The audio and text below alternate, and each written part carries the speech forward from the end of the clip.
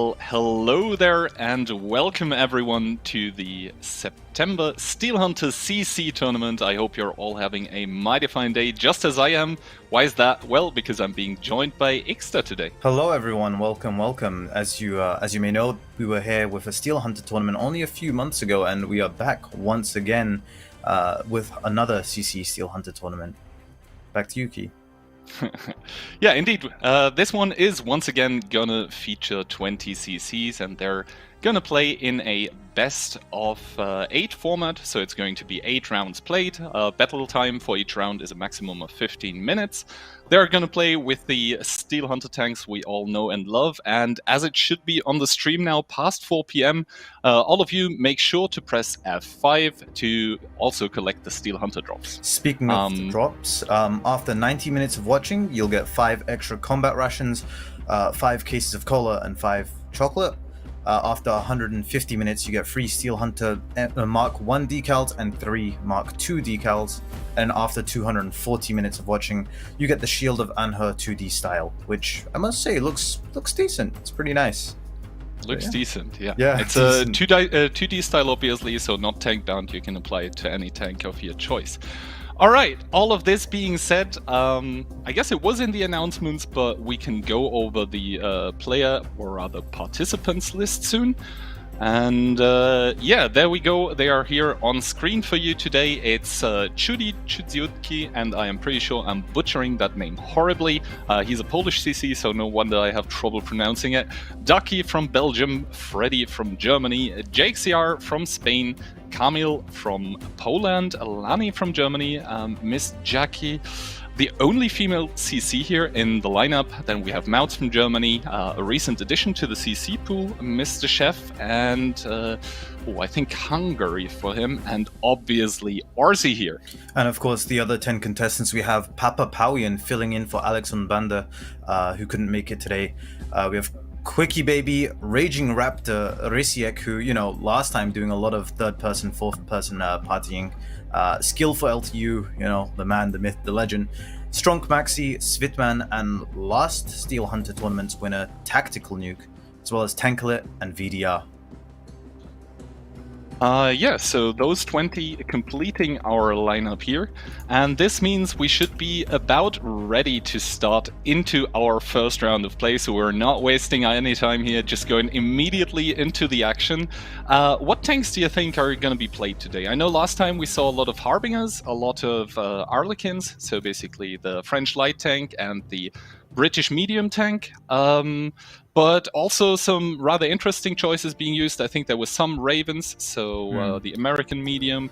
We didn't see a lot of Variags and Valkyries, so heavy tanks not the favorites of the CCs. I think it comes down to flexibility and being able to reposition and move around very quickly. I think we're going to see more Arlequins and more Harbingers probably. Of course, the Berserk perk that the Harbinger gets is really powerful, especially when you level up and get to endgame. I expect to see Rysiek in the Arlequin again. I was a huge fan of that last time, so I want to see more gameplay like that. I did speak to Raging Raptor, and he did say he wants to do a bit of trolling, so we'll see how that goes. I'm definitely looking forward to seeing what happens, to be fair, but I don't think we'll see many Valkyries this time, or Variags. Speaking of the tanks, yeah, also they all have their abilities. I think every single tank is able to basically restore health. I think every single tank is also able to use repair kits and stuff, but then it starts to differ. The Harlequin, obviously, with his devilish ball of death here, we're going to see quite a few of those, I'm sure. But yeah, other than that, there is the ultimate ability sometimes that can come in handy during the last seconds of the game, when basically the whole zone is just trying to kill you, and then it is just a case of who can out-heal whom, and the heal that everyone gets actually gets interrupted by the zone, but some of the tanks, they have healing fields, so those don't get interrupted. Yeah, I think we're going to see a lot of last-minute engagements of 2 to 3 tanks, but I think our contestants are ready for the first match. Ready for the first match indeed, so I'm sure we'll see the map videos soon. Of the map pool, by the way, it hasn't changed. We still have the 2 maps, Dreamland and Azagir 404. One of them, obviously, the more icy map in a city environment that is Dreamland, and then we have Azagia. It's more like a deserty kind of thing where you don't side scrape as much, but you can use a lot of cooldown possibilities. Which map do you prefer out of the two, Keyhand? I'm more of a fan of Azagia than I am of Dreamland, I'm not gonna lie. Personally, I like Dreamland more simply because it's the older map, I believe, so I've played more on there and have more experience, but it's going to be Azagia, as we can tell by the map video, so a lot of cooldown rotations are going to be coming in, a lot of, yeah, probably running around in Harlequins, and yeah, we're just going to see, obviously, here, those beautiful maps just joining us.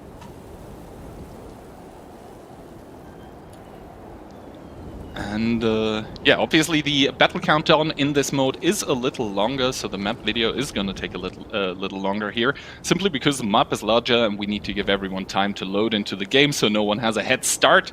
We obviously wouldn't want this. Who do you think is going to claw ahead this one? You said you were a big fan of Rishek last time. Yes. We're going to see. And there we go, into the game. Here we go, and as I called it, Rishek is in the Harlequin again. I feel like that's his favorite, but here we go, Papapalian, the replacement for Alex and Banda, taking the Harbinger, and already picked up a drop, I believe, if I'm not mistaken. Of course, lots of tanks on the engagement here. Raging Raptor already in a fight with somebody. Can't quite see who that is. Looks like it's Acrobat, yep. There's already a fight going on up there in the top right corner. Acrobat already taking damage from Raging Raptor, and Camille, Jackie, and Strong Maxi already in an engagement here. So we'll see how this develops. Strong Maxi losing a lot of HP very quickly, and it looks like Acrobat's already healed up.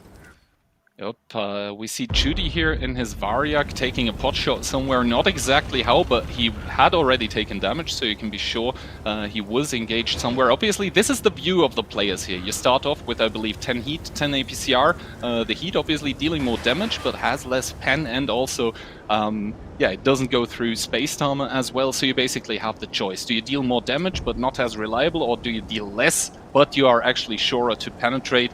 That is the choice with which all CCs are faced. And now we can see on the minimap sort of spread out everything. I guess Raging and Acrobat it was, yes. They're taking it out on each other. The Valkyrie obviously starting with a lot more HP, doesn't have as much DPM, but it doesn't matter. Mounts Acrobat the first one to fall. Yep, and also on the left side we've got Papapalian and someone else already engaging as well. Can't quite see who it was, but there was a bit of an engagement and skirmish going on that side, so we'll see how that turns out. There we see Jackie just casually making her way across the map. Mr. Chef trying to disengage here. Camille Eater taking some damage. Quickfinger's in hot pursuit, and Risiek also coming in. Again, third partying right here, as we said earlier. So we'll see how this goes. Freddy and Tanklet already fighting it out, and Tanklet on low HP manages to secure the kill on Freddy. He's going to pick up the drops there and possibly heal up. No, it doesn't have any heals, so he's going to have to start looking for some more drops now. See how this goes. Of course, Camilita about to go down to Quickfingers by the looks of it. QB literally chasing him down. Mr. Chef already taking an engagement against someone else just off screen. And there goes Camilita to QB.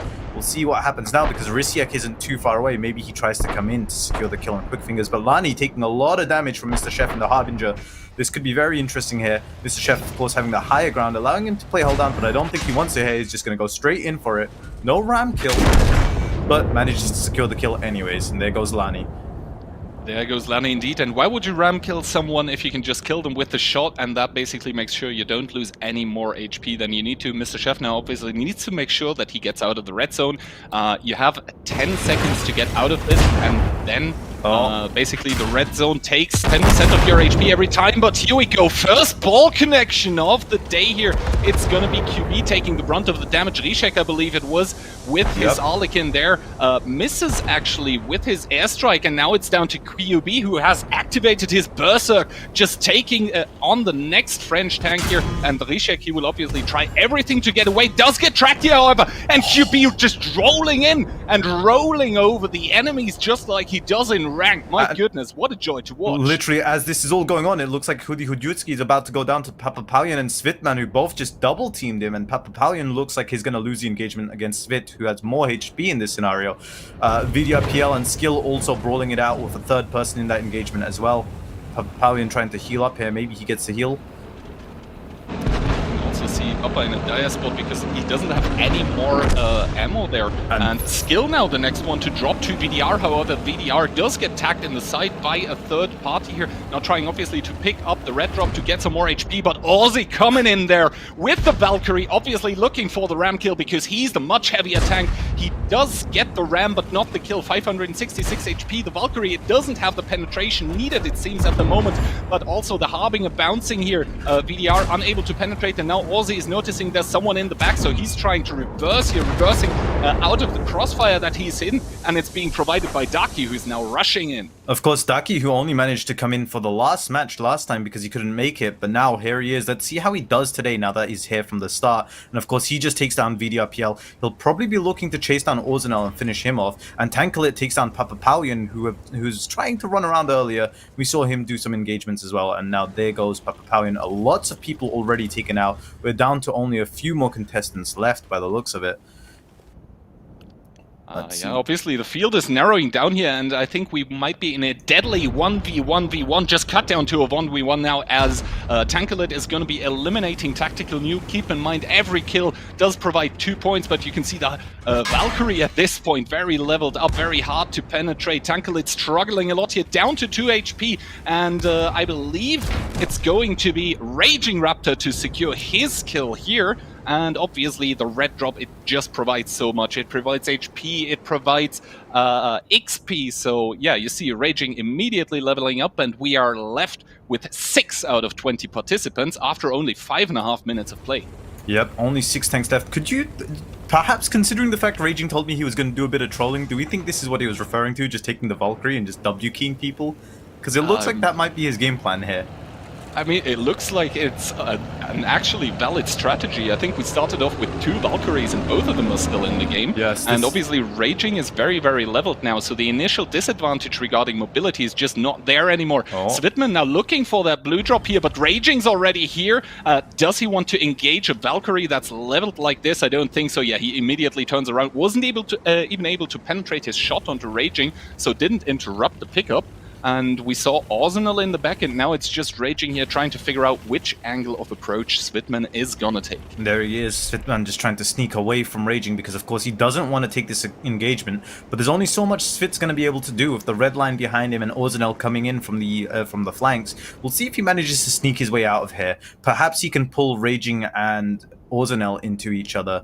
And we can have the clash of the Valkyries, but it looks like Orzenel's going the other way. Of course, QB playing it safe all the way on the other side. Daki just collecting drops as well, I assume, and Mr. Chef as well, just roaming around a bit. Looks like there's going to be a bit of downtime here in between all this action as the map closes in and slowly forces the contestants closer together.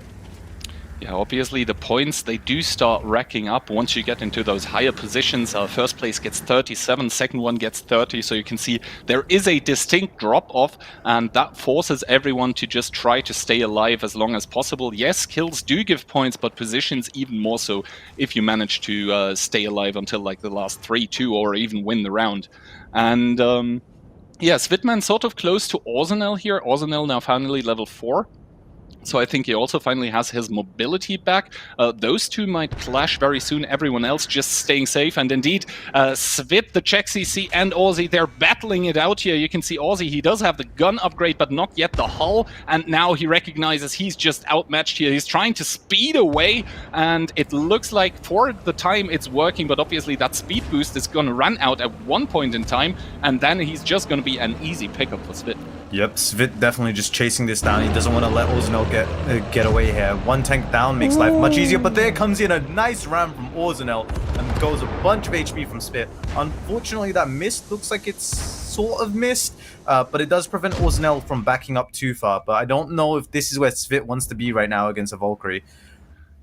Yeah, it doesn't seem like the armor is really holding up. He's trying to reload his clip here, and he does get the pickup, actually. Very nicely done. So, well played to Svitman here, who does also pick up the red drop. Obviously, a lot of HP coming with it, and he's now going to take a look at who's picking up that blue drop. It's again Raging in his Valkyrie. Svit, first of all, obviously needs to get out of the red zone, but does so very much in time, and I think we're left with 5 or 4 players even here now. It looks like Svit might actually get caught out by Raging here as he drops down, but we'll see. QB, Daki, and Mr. Chef still just playing it safe, collecting their drops and leveling up their tanks. And Svit does take a damaging shot as he leaves that engagement there from Raging. And Raging in hot pursuit here, just trying to catch Svit. I don't know if he'll make it, to be fair. He might get another shot in as Svit crests over these ridges. No, it hits the floor. Potential for one more. There we go. He does connect that one there. Now Svit down to 900 HP, starts healing up. Will Raging interrupt? Let's find out. I think Svit should just be out of spotting range, so he should get safe. Also, take a look at the top left of the screen right now. Everyone finally has reached level 7, so yeah, the tanks don't get better than this. It's just now about who does the positioning, who gets the good engagements, and also who has more consumables. Those coming in very handy at the end. Obviously, you don't want to take engagements and win them, yes, but then being left on less than full HP, that would be a big problem if you try to go up against the next player then. And we do see here stocked up as he is Raging. Mr. Chef and QB now in a 1v1, and QB I think picking up the third kill for him this round. Yeah, he's in the miss, but he's gonna pick up a lot of stuff here. And QB actually doesn't have heals anymore, so he's gonna stay on 761. We're gonna have to see what Svitman does. QB now taking one more tick by the mist, and now they find each other. Obviously, QB trying to heal up here, but Svitman trying to do everything he can to interrupt this, and this should spell the end for the British CC here, as it does. Svitman there to pick him up. Actually, Ducky not level 7 yet, excuse me. And now we're gonna see how the positions on the podium will get distributed. What's your prediction for this game? Who do you think is going to come out on top here? Of course, Ducky still being tier 6 could be a bit of a handicap, but if he can rope the other two contestants into fighting, he might be able to third party and get second or even first place. We shall see, but of course, once again, Svit taking perfect opportunity in that pass engagement just to come in and finish off QB. But yeah, I don't think it's looking too good for Daki here, but you know, I'm gonna put my faith in him. Maybe he gets away with this. Raging already taking shots into Daki, spots him out. Svit slowly moving in. Raging's probably gonna see Svit and put a shot into him again. Honestly, Raging just happens to be like the absolute counter to Svit here. Just keeps popping up everywhere Svit tries to go and cutting him off, to be fair.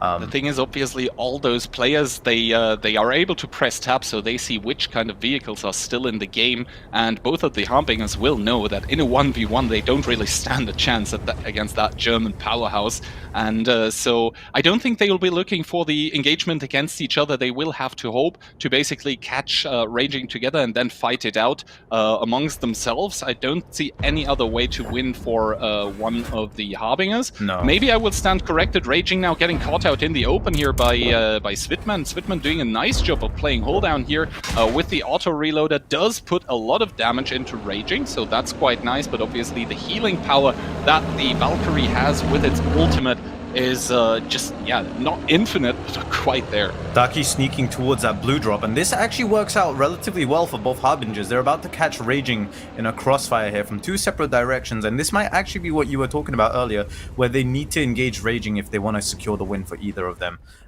So we might see some teamwork here possibly, but Raging gets a reset on Daki while he's sitting in this zone, so Daki's probably going to just try and get away with it. He manages to pick up the drop. Raging doesn't connect that last shot. Puts down a mist. I think that was Daki's mist or Svit's mist. I missed the announcement. And Svit also moving in now because he sees the opportunity to either take out Daki or Raging here. Raging, of course, losing some HP, using the turbo to chase down Daki, and Daki popping the berserk because he knows he needs his DPM here in order to win this fight. He's about to get... No, actually, Raging doesn't commit to the ram here. And now Svit coming from above. It's going to be Daki picking up Raging. And now Svit and Daki in the 1v1. But obviously, because Daki was just so battered and bruised by the battle against Raging, it's going to be Svit to pick up the first round of play here. So, yeah, well played to both Harbingers. Just recognizing the gravity of the situation for both of them. And then, yeah... Just at the end, Svit with the correct third-party play, just beautifully done. Well, that's twice now in this game that we've seen Svit do that. He did it against QB and then he did it against Daki, so very well played. That's commendable. We'll see what the scores look like there, but of course, Daki one to watch, Svit one to watch today. QB did start off strong today, to be fair, but managed to get caught out by Svit. Unfortunately, you know, Rysiek, who I was looking forward to watching, got taken out very quickly there, which was a bit of a shame. Got absolutely chased down. I don't think the Harlequins look as strong as they used to right now. No, and also not that many people actually picked him this round, right? It was like 3 people picking the round, but first of all, let's hop into the replay. I think this was the first kill of the game, Raging starting off strong. Then we do see Tankalit eliminating Freddy. Then we see QB taking out Kamil with a well-aimed shot here. And yeah, then Lani obviously taken out by Mr. Chef. So it seems like we're just getting all the kills here just back in the replay. Nice. Yes, and this is where Risiak tried to run and QB popped the Berserk, finished him off before he could get away. And then VDR taking out the Baboon King skill foil to you. Yep, and then we do see Raging with his well-upgraded Valkyrie at this time. Tankalit not standing a chance. Svitman, who is going to go on to win the round, and you can see the wiggle here by the gun, by the Valkyrie trying to block the shots, but it's all for naught. Then QB here with the engagement onto Chef, but obviously the miss that both of those tanks dropped, it's just going to keep ticking, and then QB just gets found by Svitman. I think he does a very good Rishik impression of third-partying here at this this tournament. And now the 1v1v1 and correct plays by both of the Harbingers, taking out the Valkyrie first, and then Svitman obviously no trouble at all, has the upper hand, has Berserk pop, Daki with less HP, no trouble whatsoever to finish off this game. Yep. So let's take a look at the battle results here. Of course, Svit coming in with 5 kills, which gets him 10 points, and then also the points for winning puts him at a total of 47. Daki not far behind with 34 and Raging at 31. But again, this is only the first game, and it is a best of 8 if I'm not mistaken. So plenty of time for the script to completely be flipped around. Indeed, like this is 1 out of 8 rounds. This doesn't mean anything yet. And I hear the players are ready, so we can jump into the battle as soon as it pops. The current positions here sorted by points. Also, there is the rule that basically if 2 players have the same points, then it obviously means that they will basically the cumulative damage done over all rounds will decide in between them. And in the unlikely case that both of those are the same, then we go and look at who had more wins, more chicken dinners. If that's even the same, then we take a look at second places, third places, and so on. I don't think it'll get to that point. I think we will hopefully have a decisive winner, so we don't have to deal with that mess of tiebreakers, essentially, by looking at damage and kills. But it looks like we may have a slight delay as someone needs to restart, so we'll maybe be here for a little longer. Of course, Svit did break the 5k damage mark in that last game, which was impressive. Very strong start from him. What do you think? Do you think he can hold that position and hold that lead for the next 7 games? I mean, asking from someone to just win 2 Battle Royales in a row is, I think, a tough ask. And as there is a restart happening right now, maybe we can just take another look at the current positions right now, so we can, you know, just go over them a little more. I think we just went over the top 3 players, so we can take a look at everyone. Hopefully that comes up soon. But basically, coming into this and saying, well, I'm going to win because I'm just better than everyone else, it's very, very hard, because basically there is so much randomness involved. And yes, there is a lot of random stuff in World of Tanks already, namely the RNG. But here it is so much more coming down to timings, and timings with engagements with basically multiple persons. So I don't think anyone is going to come in here and say, yeah, I definitely take the win with like 70% probability. No, I don't think so either. Of course, last match, what you were saying about the timings of engagements, we saw a lot of people chasing each other down and a lot of people picking off targets that just finished engagements. So I think that's the key to winning these tournaments, is just realizing and having the situational awareness to realize which situation to interrupt, which situation to let play out, and then when to come in to finish off the targets. And of course, poaching kills, as much as I hate it when people poach my kills, but clearly that's going to be a deciding factor on who wins this tournament, because of course, as we said, those kills get you 2 points each, and if you do what Svit did last game where you have 5 kills, that's an easy 10 points, and racking up those kills can be a good way of getting yourself into the top 5, top 10 players at the end of this tournament. Yep, and here we go once again, the position screen, and we do see, Svitman, Daki, and Raging. Obviously, they were the top 3 in this battle, but then I think QB went out as 6th or something. But because he has those 5 kills, or well, he is place 4 now, just because of those number of kill points. So that is just how much this means, and now I hear from production that all the players are ready, so we can indeed start into that second round of play, and we'll see if Svitman will be able to repeat the performance, or if someone else steps up and basically takes a spot there. Yep, we shall see. So next battle should be ready now, so I'm assuming any second now we will head over to the map preview. Mm-hmm. And this map is gonna be, I guess, Dreamland. Yes, indeed. There we go. The map video for Dreamland, and this map is gonna be quite a lot different from the past one we saw. It doesn't have as many hull downs, as many ridges. It is more about side scraping, and also those houses, those buildings, those make for very, very nice engagement points. And if you play your cards right, you can just third party so much crazier, just because if you manage to drag people into one another, then yeah, if you're able to do that well, you can just control the battle, but that's so hard to pull off. Yep. I'm looking forward to seeing some more Harbingers and Ravens, as well as Valkyries in this matchup. I don't expect to see as many Harlequins, but who knows, we might be surprised. Maybe even some Variags, who knows. And here we go, battle has already begun. Already a large cluster of enemies towards the north, or contestants to the north. But currently I'm assuming most people are just going to want to try and collect all the drops they can before any engagements happen. We shall see. Yes, indeed. Like, the northwest seems a bit more clustered. Take a look to the southwest. There's almost no one there. And immediately a battle erupting here, and Arsenal going to be the first one to pick up one this round. XCR in the Harlequin getting caught off. And it really seems to me like those Harlequins in the early stages of the game are very vulnerable, to say the least. This, by the way, is worth knowing. Orzenel already has a Berserk, but of course we already see multiple engagements going down. It looks like Tactical Nuke's about to take out Acrobat here, who's down to 300 HP. I think Tactical should be fine here. One more shot and it should do it. No, one more.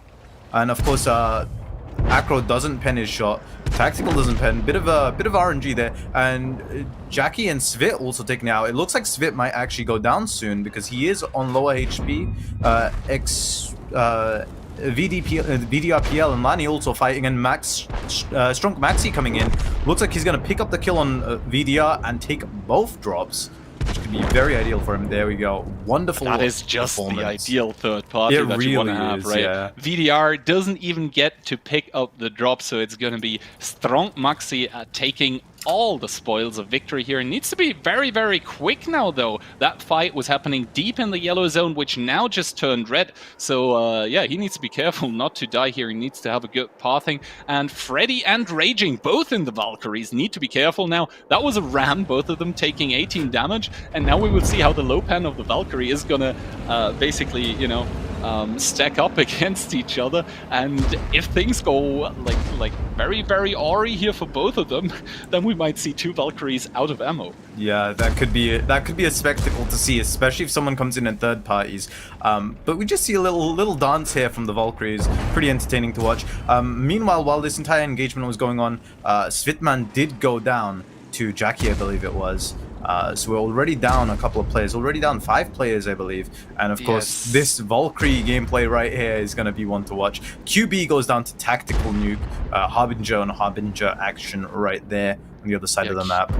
QB going down off cam, that means he's definitely not going to be the protagonist of this story here, but you can actually see both of the Valkyries, they're just frontally standing and just trying to penetrate each other, but you know, it's like when you're pressing 5 and it's not working. That seems to be the case for both of them at the moment. Raging actually with one shot into Freddy here, 250 damage, but I don't think any one of them has used the heal right now. Strong Maxi at the top right of the screen, very, very low on HP. And now you can see Papa here. He just popped his radio detection, so he does know there is 2 people very close, and they are so close to each other that it's easy to assume that both of them are in a fight right now. But that's actually not happening. Strong Maxi, he barely managed to get into the white zone at the moment, so he's not gonna die quite yet. Papa Pavian has to pop his Berserk. Tunkelit immediately recognizing he has to get the hell out of there, and Strong doesn't Maxi manage to do so. Strong Maxi manages to realize what's going on and manages to actually escape out of that area,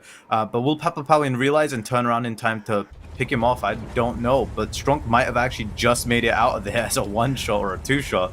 Real sneaky gameplay right there. And there goes Freddy by Raging Raptor. Finally, that gameplay's over, but Rizia coming in, third-partying here, finds a 300 HP Raging. Will he manage to finish Raging off? We'll find out. I think he should have this if he can interrupt that the was pickup. a bounce. That was a bounce, so he might not be able to interrupt. Nope. And indeed, Raging does get the pickup here, and now this means Rishek, he wants to get out of there. Oh, out-to-aim gaming by Raging, but it does secure the track of Rishek, who does get rammed now, and this means he can probably try to get away. The Valkyrie reload, obviously very, very long. Raging wants to be careful with this shot, and indeed, he does pick up his second kill of the game. Unlucky for the Harlequins, and overall on the other side of the map we see Papa Paulian and Mr. Chef and Harbinger's taken out. Daki and Tactical Nuke not too far away either, and of course Orzenel on his own on the other side of the map right now, just slowly moving towards Camille. But Mr. Chef being chased down by Papa Paulian, Daki taking shots from Tactical Nuke already as well.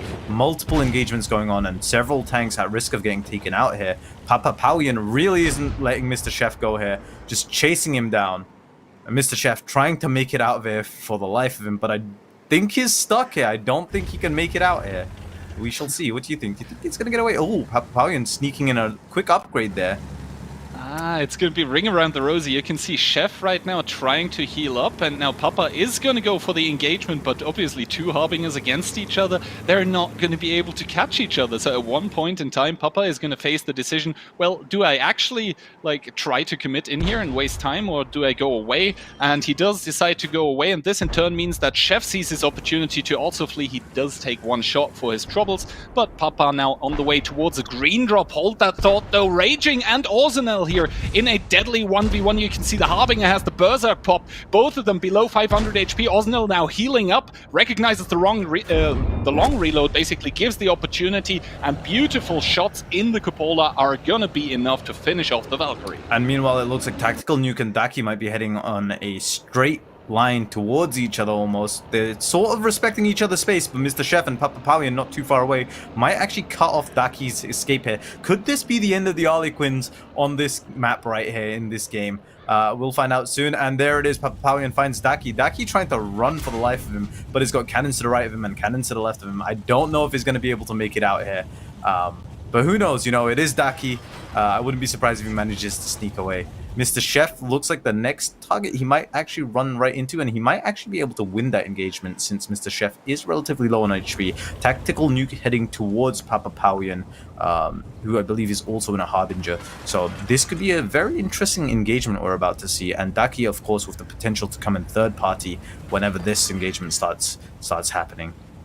Yeah, the problem always with third-partying as Harlequin is that you have to be very, very sure of your engagement. We saw Rishek earlier today, or earlier in this battle even, just falling because he misjudged the situation. And now we see Mr. Chef once again having to run from one of his adversaries because he's not quite that leveled yet. Beautiful shot once again by Ozzy here. Does Ozzy continue on? No, I think he's just gonna try to pick up that green drop here, just maybe get some more consumables. He doesn't need the HP anymore. And now we see there is 3 people on level 7 already. Orzenel being one of them. I think Papa was the second. Not sure about the third. Possibly Tactical Nuke. Oh. So those are the names we need to watch out. Hold that thought right there. Mr. Chef, while running away from Orzenel, has ran into a full health Hudi Hudjuski in a Valkyrie. That's not going to be good news for him at all. He already takes one shot. In the meantime, Mr. Chef does go down to Camille, who manages to find the kill, and Daki taking a hit from the Tactical Nuke while running away there. I don't think Tactical Nuke's going to chase that. He knows Daki's going to be too fast for him to catch up, and there's way too many buildings in the way. Maybe he tries cutting Daki off, though, at this next turn. And Orzenel chasing down Camille, who's running away, and pulls Orzenel right into Hudi Hudjuski. We're about to see a Valkyrie versus Harbinger here, and Camille looks like he's flanking around because he sees his opportunity here to kind of third party this. Yep, there it is. There comes the first shot in from Camille at the back there, and Ozzy popping off the Harbinger's perk there, the Berserker, and Hudi Hudjuski popping off. I believe that's a healing circle. That's indeed a healing circle, so being shot at will mean that he doesn't get interrupted healing. He's just going to keep staying healthy here, and Ozzy now in between a rock and a hard place. It's going to be Hudi Hudjuski to secure the kill, and now Kamil, he's going to assess the situation. How healthy is my enemy here, actually? He says probably to himself, I can take this on, and indeed the airstrike! That is huge a wonderful gaming one. Coming in. Yep, Amorek right there with the airstrike, and we did see that in rehearsal earlier where someone just ammo racked with an airstrike as well. So looks like that's relatively consistent. Now we just see that we're down to Skill, Camille, Tactical, and Papapowian. Everyone except Skill seems to be leveled up to level 7. I think Skill's still level 5. I'm not sure if I misread that, but that's bad news.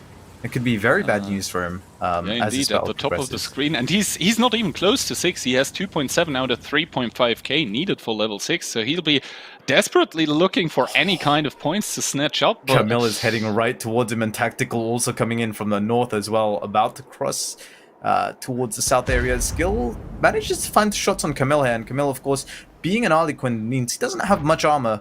So Skill doesn't have to worry too much about not penetrating those shots there.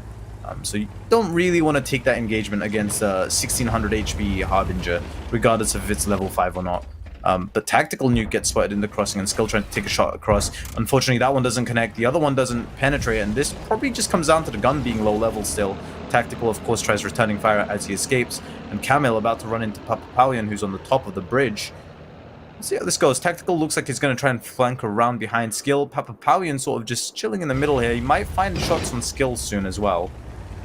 And you can see Papa here deliberating. Do I go for this blue drop or do I not? Do I stay or do I go now? And I think he decides for staying. That yeah, those 2 blue drops that you can see on the minimap right now, they do look very tasty, but it is the forbidden fruits in the Garden Eden for everyone here, as everyone trying to pick those up is gonna just get focused out probably because they're so far in the open. The players, they don't have the information available who is where at which point in time, so they need to be extra careful, especially since we're down to 4 of them. So now those points for positioning are gonna truly come in handy. Papa now, he cannot resist the temptation of one of the blue drops, and I think he's gonna get it just because Tactical doesn't have the ability to spot that far. Yeah, he sees the blue drop disappearing though, so he knows there's someone there. But Papa, he's probably saying to himself, "All right, I got that one. Let's get out. Let's get the hell out of Papa here." Not getting too greedy there, just leaving that area. Skill trying to level up, but unfortunately red zone kind of cuts him off there. I don't think he wants to go for that drop there. That was right on the edge of the red zone.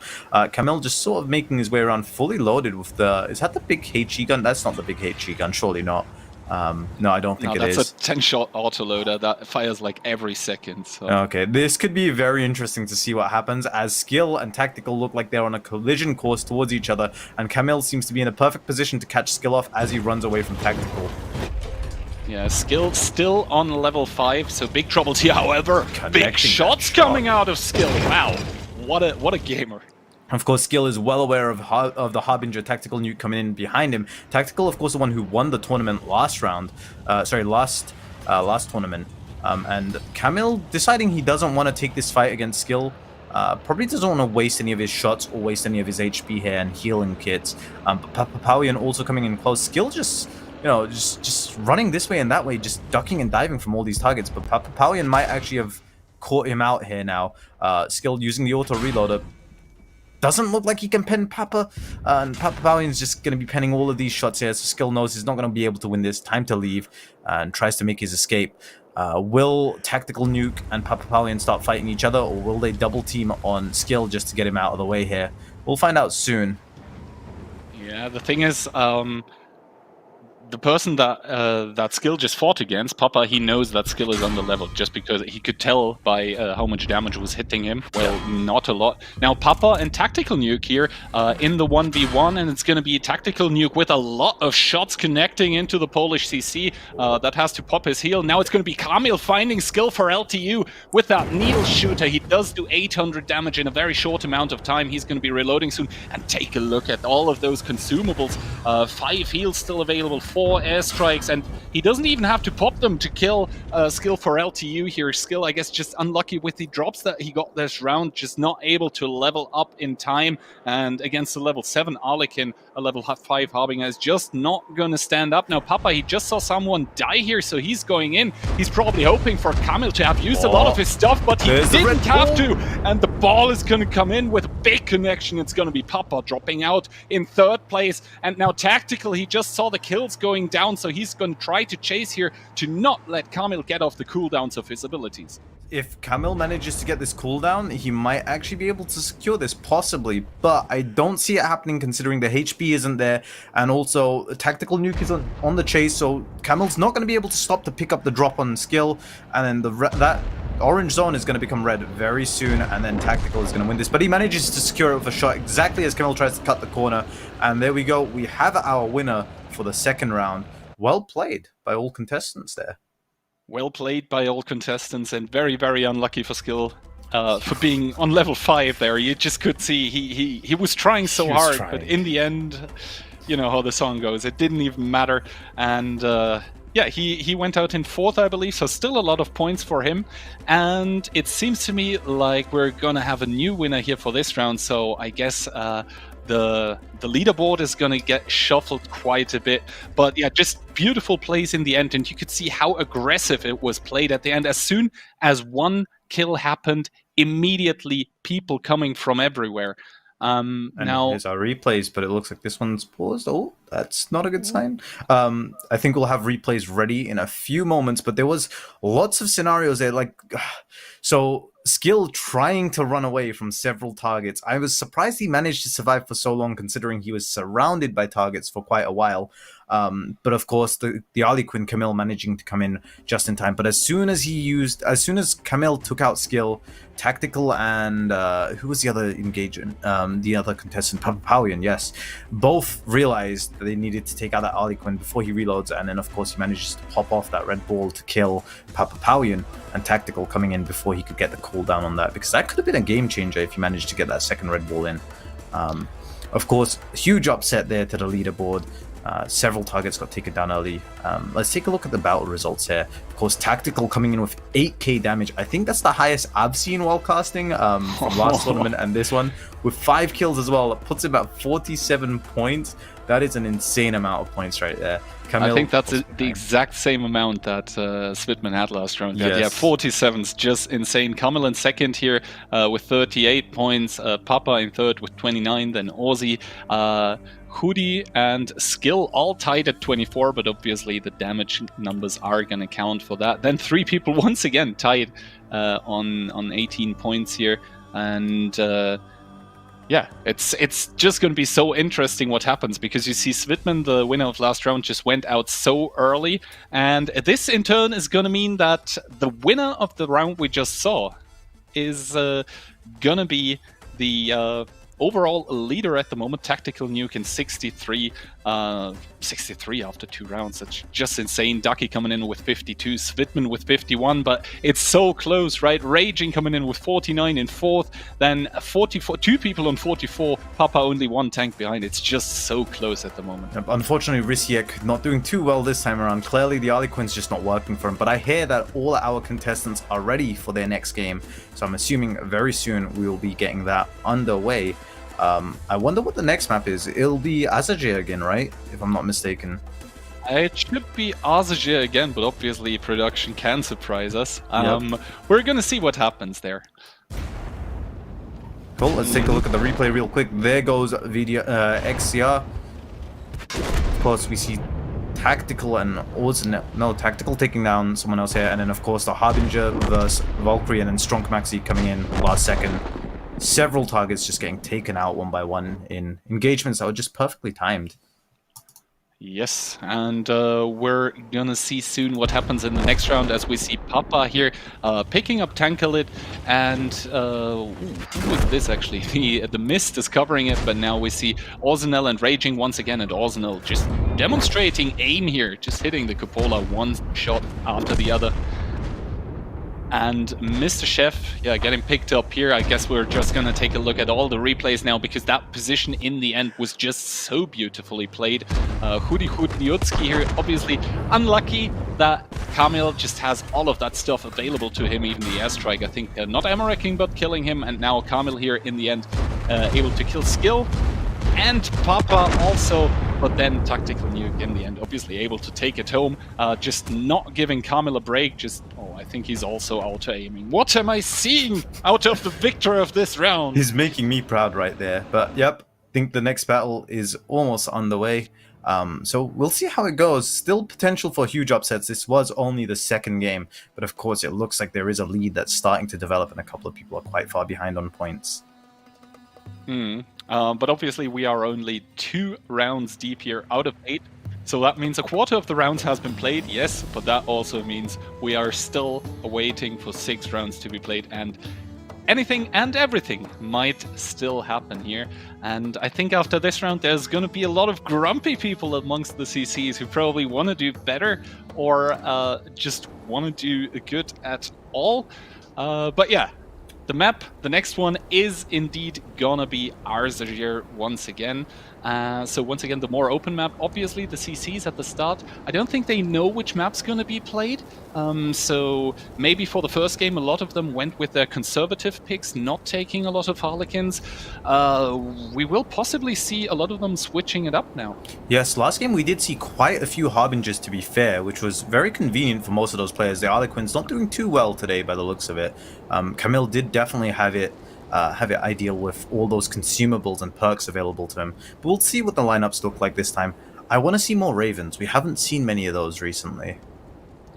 Have we even seen one? I don't Raven think so. This game? There is one this There's game. one. Speaking of it, Lani managed to take a Raven this time around. Again, just Harbinger spam by the looks of it. This reminds me of the tournament I hosted a while ago, the 5v5, where it was just Carnarvon spam. Honestly, the Harbinger really does remind me of that. But we'll see how this goes. VDR already chasing down Lani by the looks of it. A bit of an engagement, possibly starting towards the north already. It looks like Acrobat and Tactical Nuke are about to go at it. Hudi Hujutsuki on the outskirts of that engagement, ready to come in for the kills, I assume.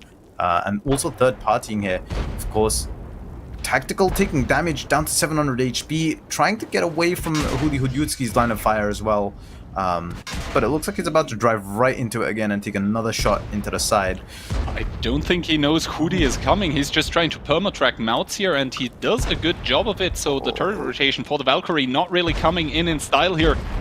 But talking about Valkyries, Hudi is very, very close. Is he going to decide to pick up the low HP? No, he goes for the correct play. That is just reducing everyone to as low HP as you can before just finishing off everyone. So beautiful plays. Beautiful, just everything how you should do it, just textbook stuff here coming from Hudi, and he's going to get such a big head start from this. Yes, XCR and Raging Raptor engaging here, and Orzanel not far behind, ready to come in right behind Raging and put some shots into the back of Raging here, which is not ideal for Raging, because now he has to decide, is he going to turn and face Orzanel and get shot in the back by the other target? He's going to have to just push this here. Orzanel might actually have to leave this position and try and abandon this engagement if he can't find the penetrating shots on the Valkyrie, because as we know, early starts to the game, Valkyrie is very hard to deal with, but XCR coming in from behind, trying to sneak into third party this, Skill not too far away might see this engagement, but it looks like he's just going for the drops. He doesn't want to get caught out as low level already. And as we were saying about the last engagement, Hudi Hujutsuki already up to level 4. Orznel trying to make a swift exit here, but XCR coming in to third party this, but now gets stuck between Raging and Orznel. This could turn sideways for him very quickly, especially with Skill coming in very quickly from that northern flank there. Northern flank? I'm not too sure. Yeah, this is right now 3 people fighting it out, but it looks to me like XCR, he's just going to run straight into Skill. While Raging is trying to get people out of the game here, he will reload shortly. Is he going to roll Orznel is the question. Nope, just 177, leaving Orznel on 27, trying to get away. I think Raging, he just popped his speed boost, or was he just that fast? Doesn't matter, he is going to get the kill in the end, and he's going to go back to full HP with the red drop here, just scavenging at the leftovers. And meanwhile, I think Skill, yeah, he did finish off XCR, able to level up from this, and I think he wants to run away from Raging, who does get tagged in the back door. Yep, and he gets tagged by none other than Rysiek. Why am I not surprised? In the meantime, VDRPL does take down Svitman. Papapawian also going down as well earlier. And it looks like Daki and QB are going head-to-head in a misfield here. Harbinger versus Harbinger. QB doesn't have the HP for this. Daki looks like he's going to come out on top here. Yeah, Ducky, he has the gun with the faster reload, you can see, because it's longer, and indeed he does pick up QB, not after bouncing once more though, but it's not gonna matter. He's gonna secure the kill for himself and the red drop. However, Skill, he's on the prowl. He might go for Ducky here. He's not that far away. Meanwhile, Tankalit and Raging, they're taking it out on each other with the better end for Tankalit, both in the mist, so he's gonna keep bleeding HP, but obviously you cannot die to the mist, so he's gonna be safe for the moment. No one else is there. Freddy gonna realize? Freddy wasn't too far away. He might have been able to pick that kill off. We'll find out if he sees it or not. But of course, as you were saying, Rishiek and Camille engaging there. Rishiek trying to get the shot in, but doesn't quite connect, unfortunately. So Camille managing to leave this engagement for free. Freddy does pick off Skill and manages to pick up the drop. And Tankalit running away because he doesn't look like he wants to take the fight right now.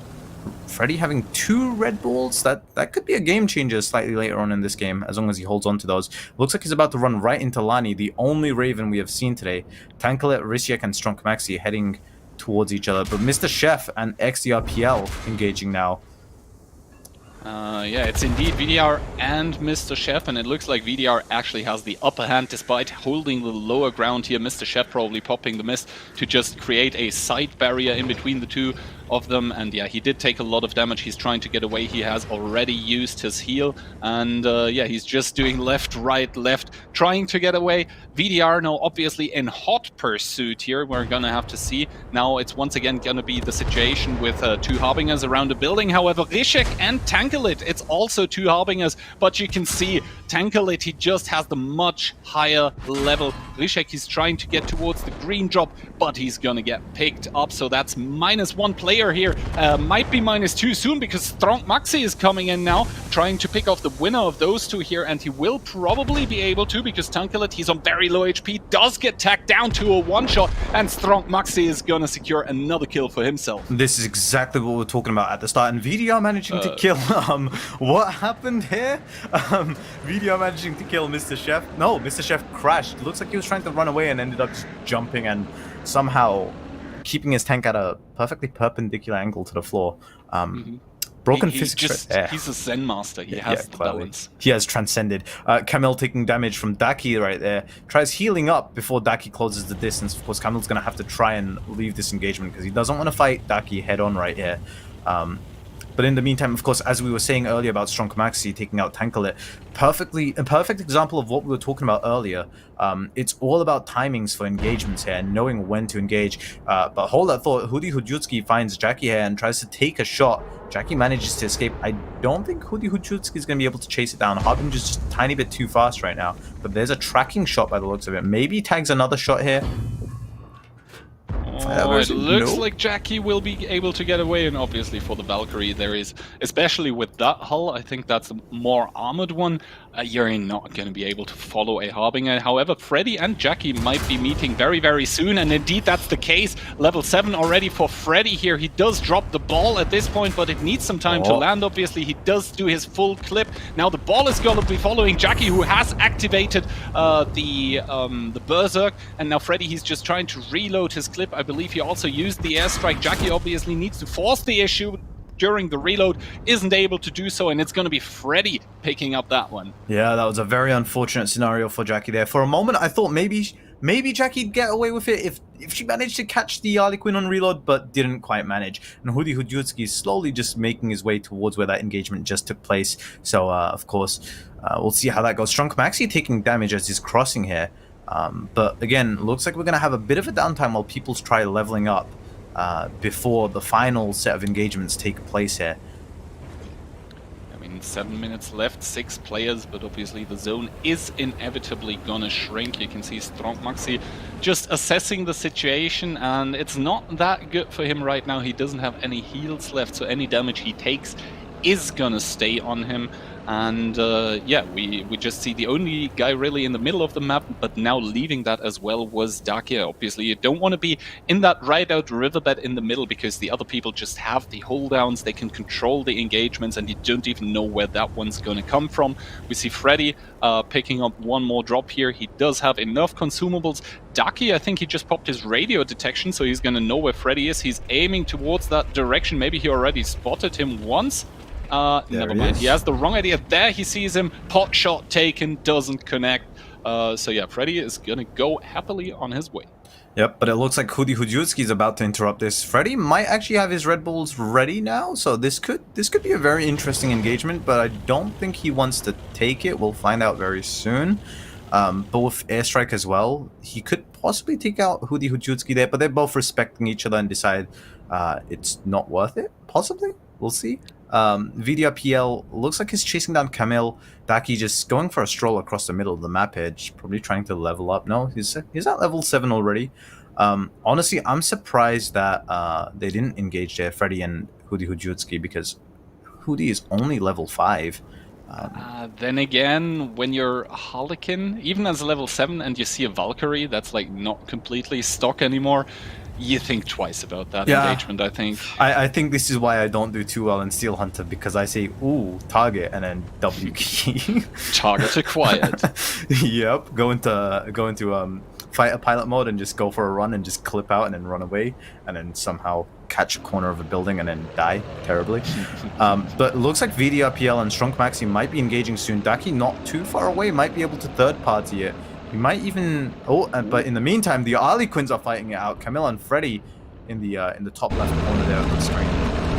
And here we go. VDR and Strong Maxi already engaging. A blue drop coming in right below them. So we'll find out if Daki decides to third party this or take the blue drops. Of course, the red mist here. So both players are probably going to be taking damage. There goes Strong Maxi. And VDR, of course, now needs to try and get out of this red mist and heal up before Daki arrives to this engagement.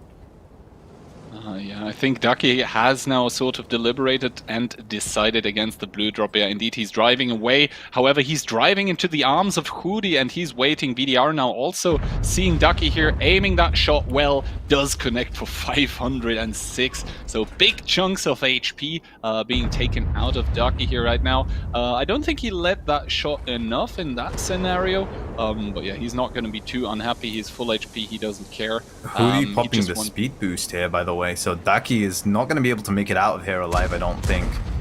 Unless he's got a Berserk, which he does. Yeah, Daki popping the Berserk here. He does track Hudi Hujutski out in the open, and now he just needs to be able to perma-track him here. I think he's about to reload APCR, so he's going to be able to track him continuously while doing damage to Berserk, doing wonders with the auto-reloader. You don't even need to dip into your clip, so it's going to be Daki securing a well-played kill against Hudi here, and this leaves us with 4 people, out of which 3 are level 7. Hudi Hujutski popped that speed boost. He was like, I'm going to get Daki here. And then Daki just comes in clutch with that Berserk and just goes, nope. Tracks him side on. Wonderful play by Daki right there, showing why, you know, he is arguably, in some people's opinion, one of the best players in the game. Camille and Freddy both back up to full health now, still just running around.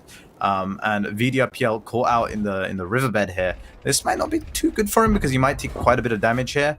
I don't think Camille's going to waste any of the red bolts right now. I think he's just going to hold it, but he might even decide to go for this blue drop as long as Freddy doesn't come in and take the engagement. But Freddy, now caught in the red zone, is going to have to come towards this fight at some point. So will Camille manage to pick up this drop in time? And will he manage to finish Freddy off? We'll see. Yep, he's collecting another ball for himself here, and now he finally is going to be level 7 as well, so now you can see that 10-shot autoloader being selected. And obviously the zone, it's a very interesting one because VDR, he's already in it, in the Harbinger. There's 2 Harlequins just battling it out somewhere in the wilderness, and Daki, he's just going to have all the time in the world to work out his approach to the last zone here. Freddy and Camille, those are the ones we need to watch out for, and indeed action is happening. One ball does get dropped by Camille, but it's like a Pokemon. In its confusion, it almost hurts himself, and it doesn't get found here. The ball, yeah, it's still alive, but its owner, he's not. Yeah, that's very unfortunate there, and this is the biggest issue with these balls, is they just kind of glitch out and don't know which way they're going half the time. Freddy's gonna have to try and pick up this drop without getting tagged by it. I don't think it's the first shot. Oh, now finally he has reloaded, but the ball does time out, so it's going to be Freddy happily picking up the drop. However, what he's not going to be happy with is the situation of the zone right now. He needs to run because now the 10 seconds have expired. Meanwhile, Daki and VDR are fighting it out. Daki having popped his Berserk, but he's super low in HP now, needs to be very careful. But obviously Daki on the timer with the Berserk, continuously losing HP. Both of them on the one shot. Who's it going to be? It's going to be Daki to take the win here, but how short-lived is that going to be? As Freddy, he's coming around, he's dropping one more ball here. He does know where Daki is exactly. Daki now able to pick up the drop, but The airstrike is gonna be enough to finish him off. Freddy with a volley of happiness. Yes, that was well played by Freddy there. He sort of went from one area to another area, just surviving for as long as he could, picking up all those consumable drops and all of those blue drops that he could, collected 3 red balls, and manages to win that engagement. And of course, avoiding the red ball from his opponent there towards the end, as he took out his other adversary in the other Harley Quinn. I believe it was Camille Eater. So very well played by Freddy there. If that red ball connected, it might have been the end of the game for Freddy. But it didn't, and welcome to World of Tanks, right? Sometimes RNG taketh, sometimes RNG giveth.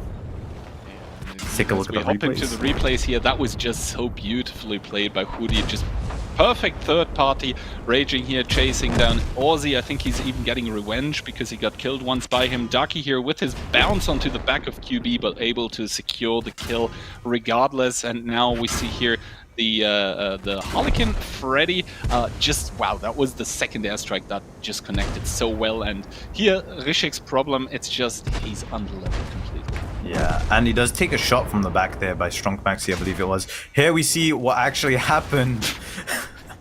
I mean, I get what he was trying to do, right? It was the last-ditch effort at getting away and hoping to do something, but he hit the ground with basically the back of his tank, so he did take damage in just instead of just tracks getting taken off. Freddy, another beautiful play against Jackie here, and now we know why he just had so many consumables at the end, because he killed people that had those consumables and then just took them from him.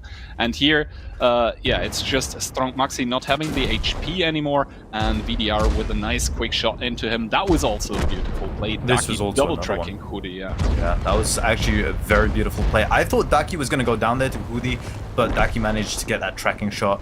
Honestly, that was absolutely beautiful. And here we go, seeing the Harbinger versus Harbinger gameplay at the end when they were both one-shots and Daki manages to secure the kill there. But of course, Freddy coming in with the airstrike and the red ball, which very quickly ended that game right there. And we see the shots going off in the background there. That was from beautiful, the winner. Yes. like fireworks. Yeah, it was, wasn't it? And he even sort of spaced them all out as well. So, you know, he's putting on a show for us there. Thank you so much for that, Freddy. We appreciate it. Love to see more of that.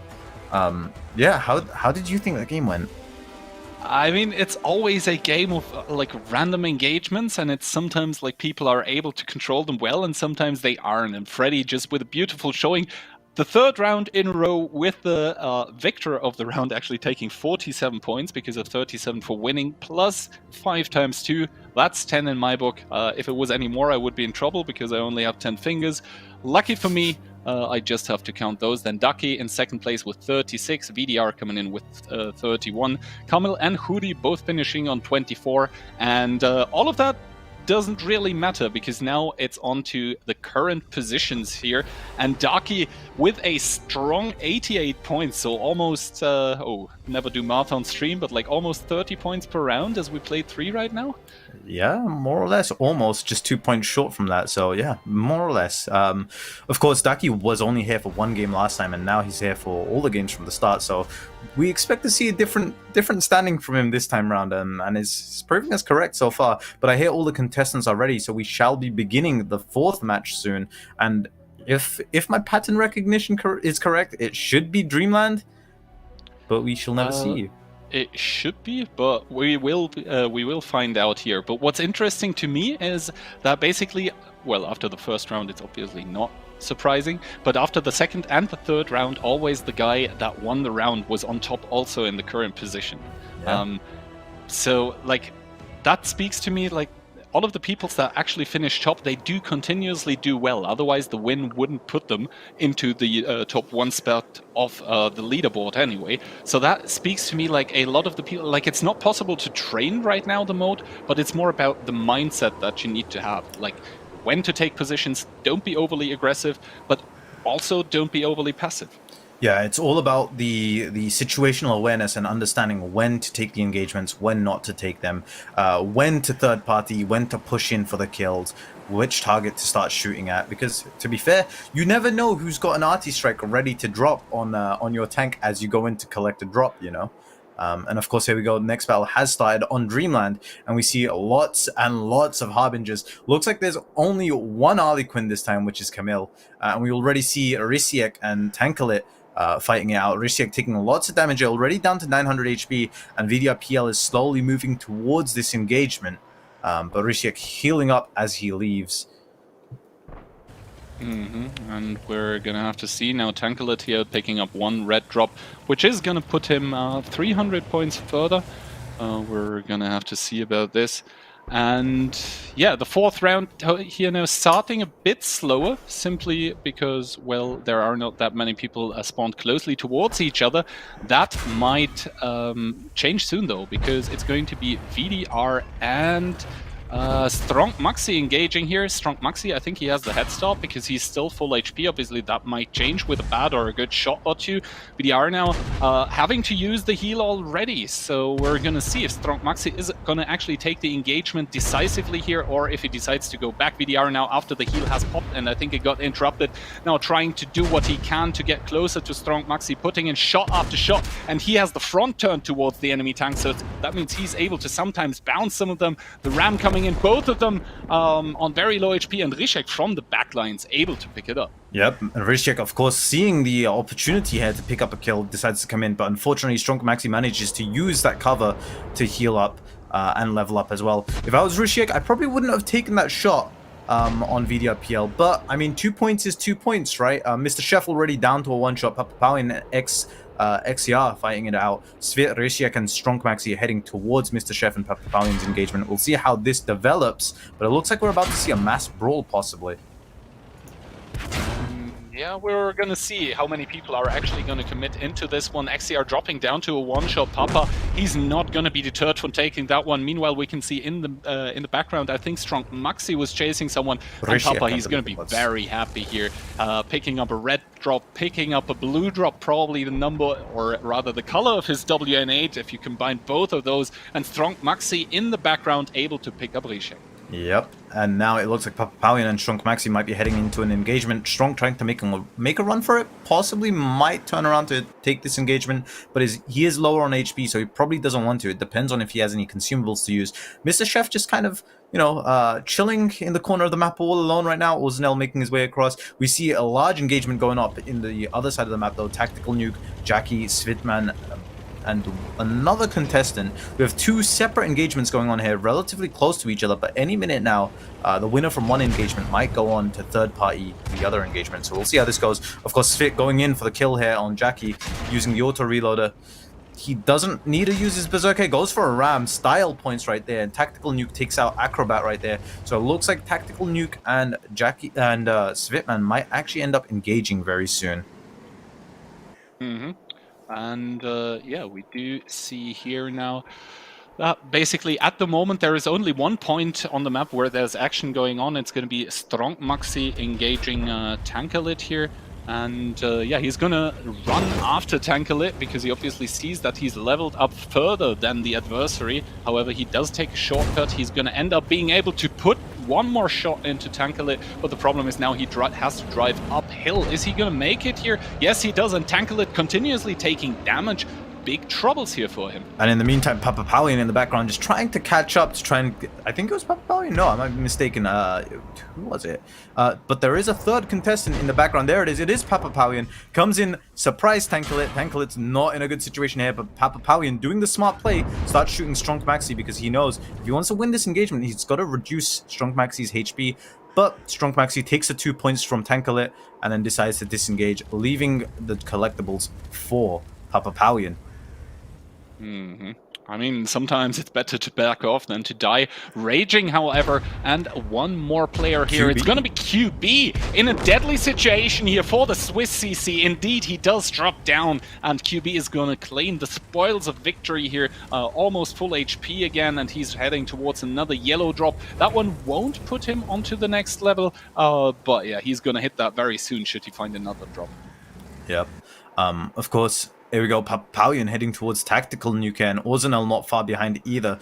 We could see a 1v1v1 happening very soon. Papapauin manages to secure the blue drop because that shot from Tactical Nuke didn't quite pen, using the miss to sort of break the engagement here between Papapauin. But Ozenel is in perfect position to start putting shots into Tactical Nuke. Unfortunately, it did not connect, nor did Tactical Nuke's shot. And I think they're just going to respect each other's space right now. And respect each other they should, because we have only 7 players remaining here, and this once again means we're coming into the range of basically spots in the game where every single spot is gonna mean a lot of points here. And this is, I think, why the action has sort of slowed down for the time being.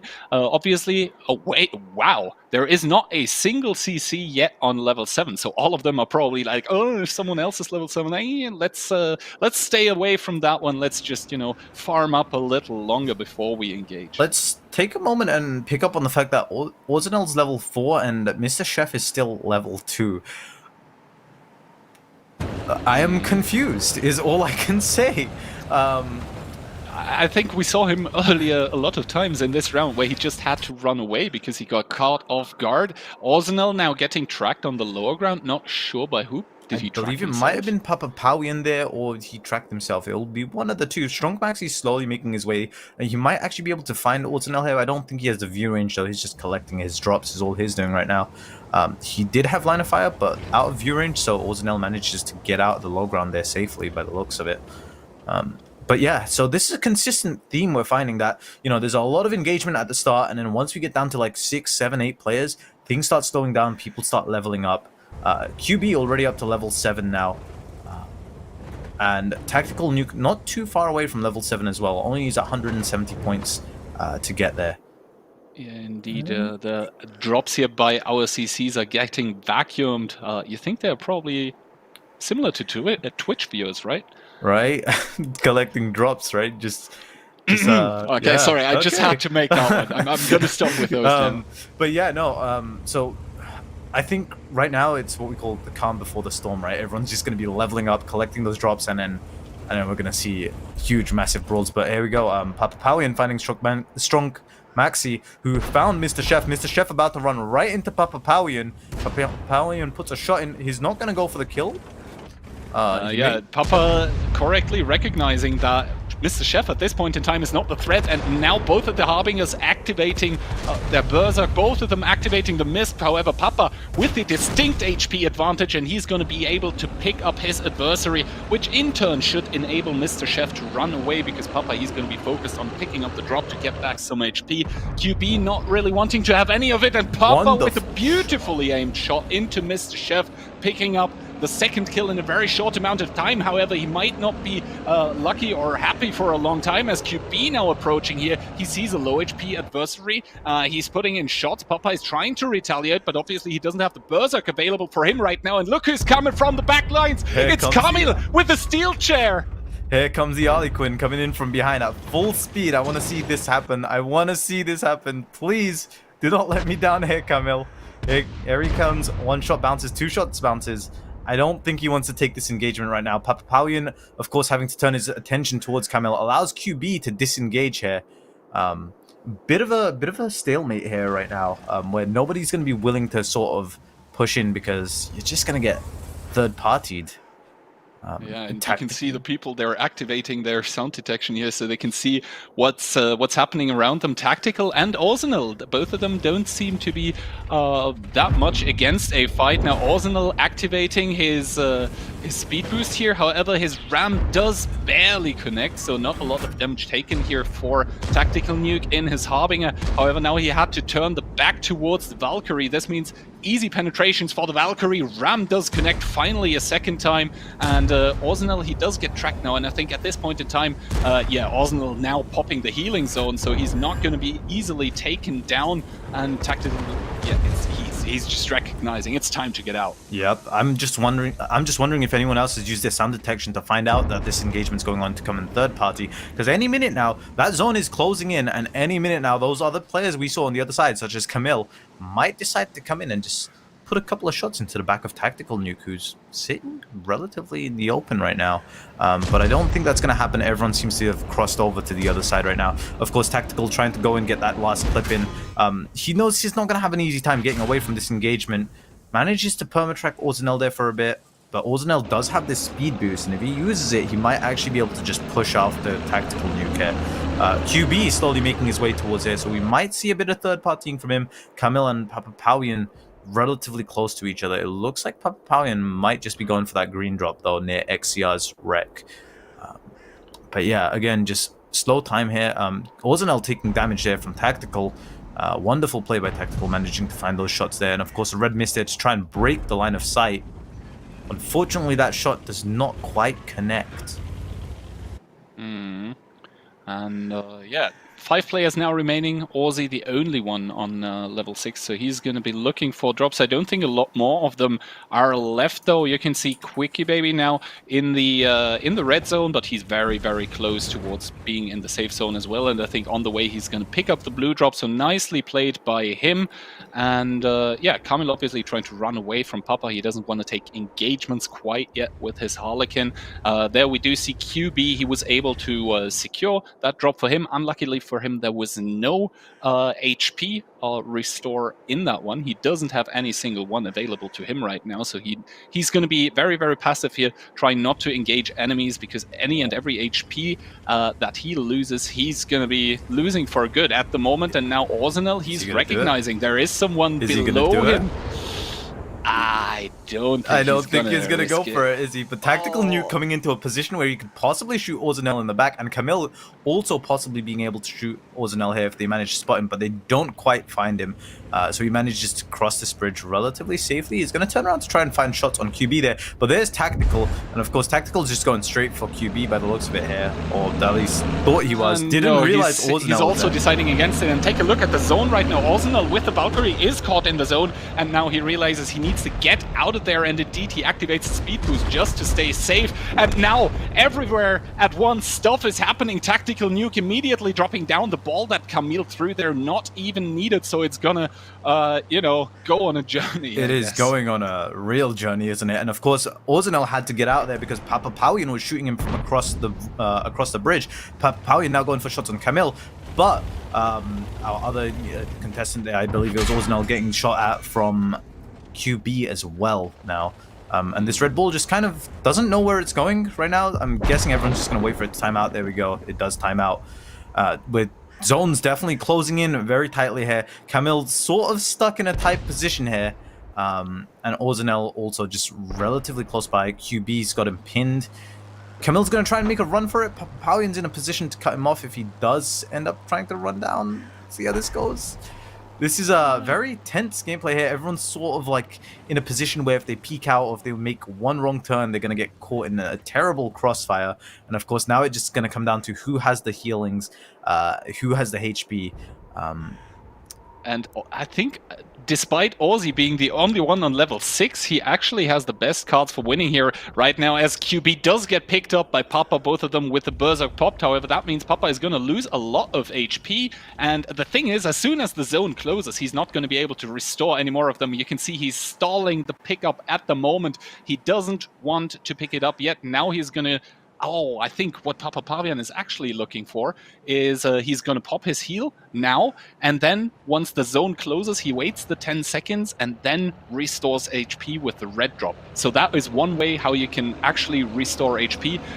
Kamil, he's just going to die because, well, the Harlequin, it doesn't have any special abilities, and you can also see, dire times for Orzenel here. He doesn't have any healing zones, so he's not going to be able to heal either. And now we can see the red zone starts, and it's going to be Orzenel trying to do something here. However, Kamil smartly avoiding him, and now Kamil trying to go down, and he does go down, but not in the way he wanted, and he's just going to give the win to Papa because he's going to be able to pick up both of the red drops, and we both know that Orzenel didn't have any heals left. So Kamil trying to do the hero play, but he actually throws it away. Very unfortunate right there for our contestants.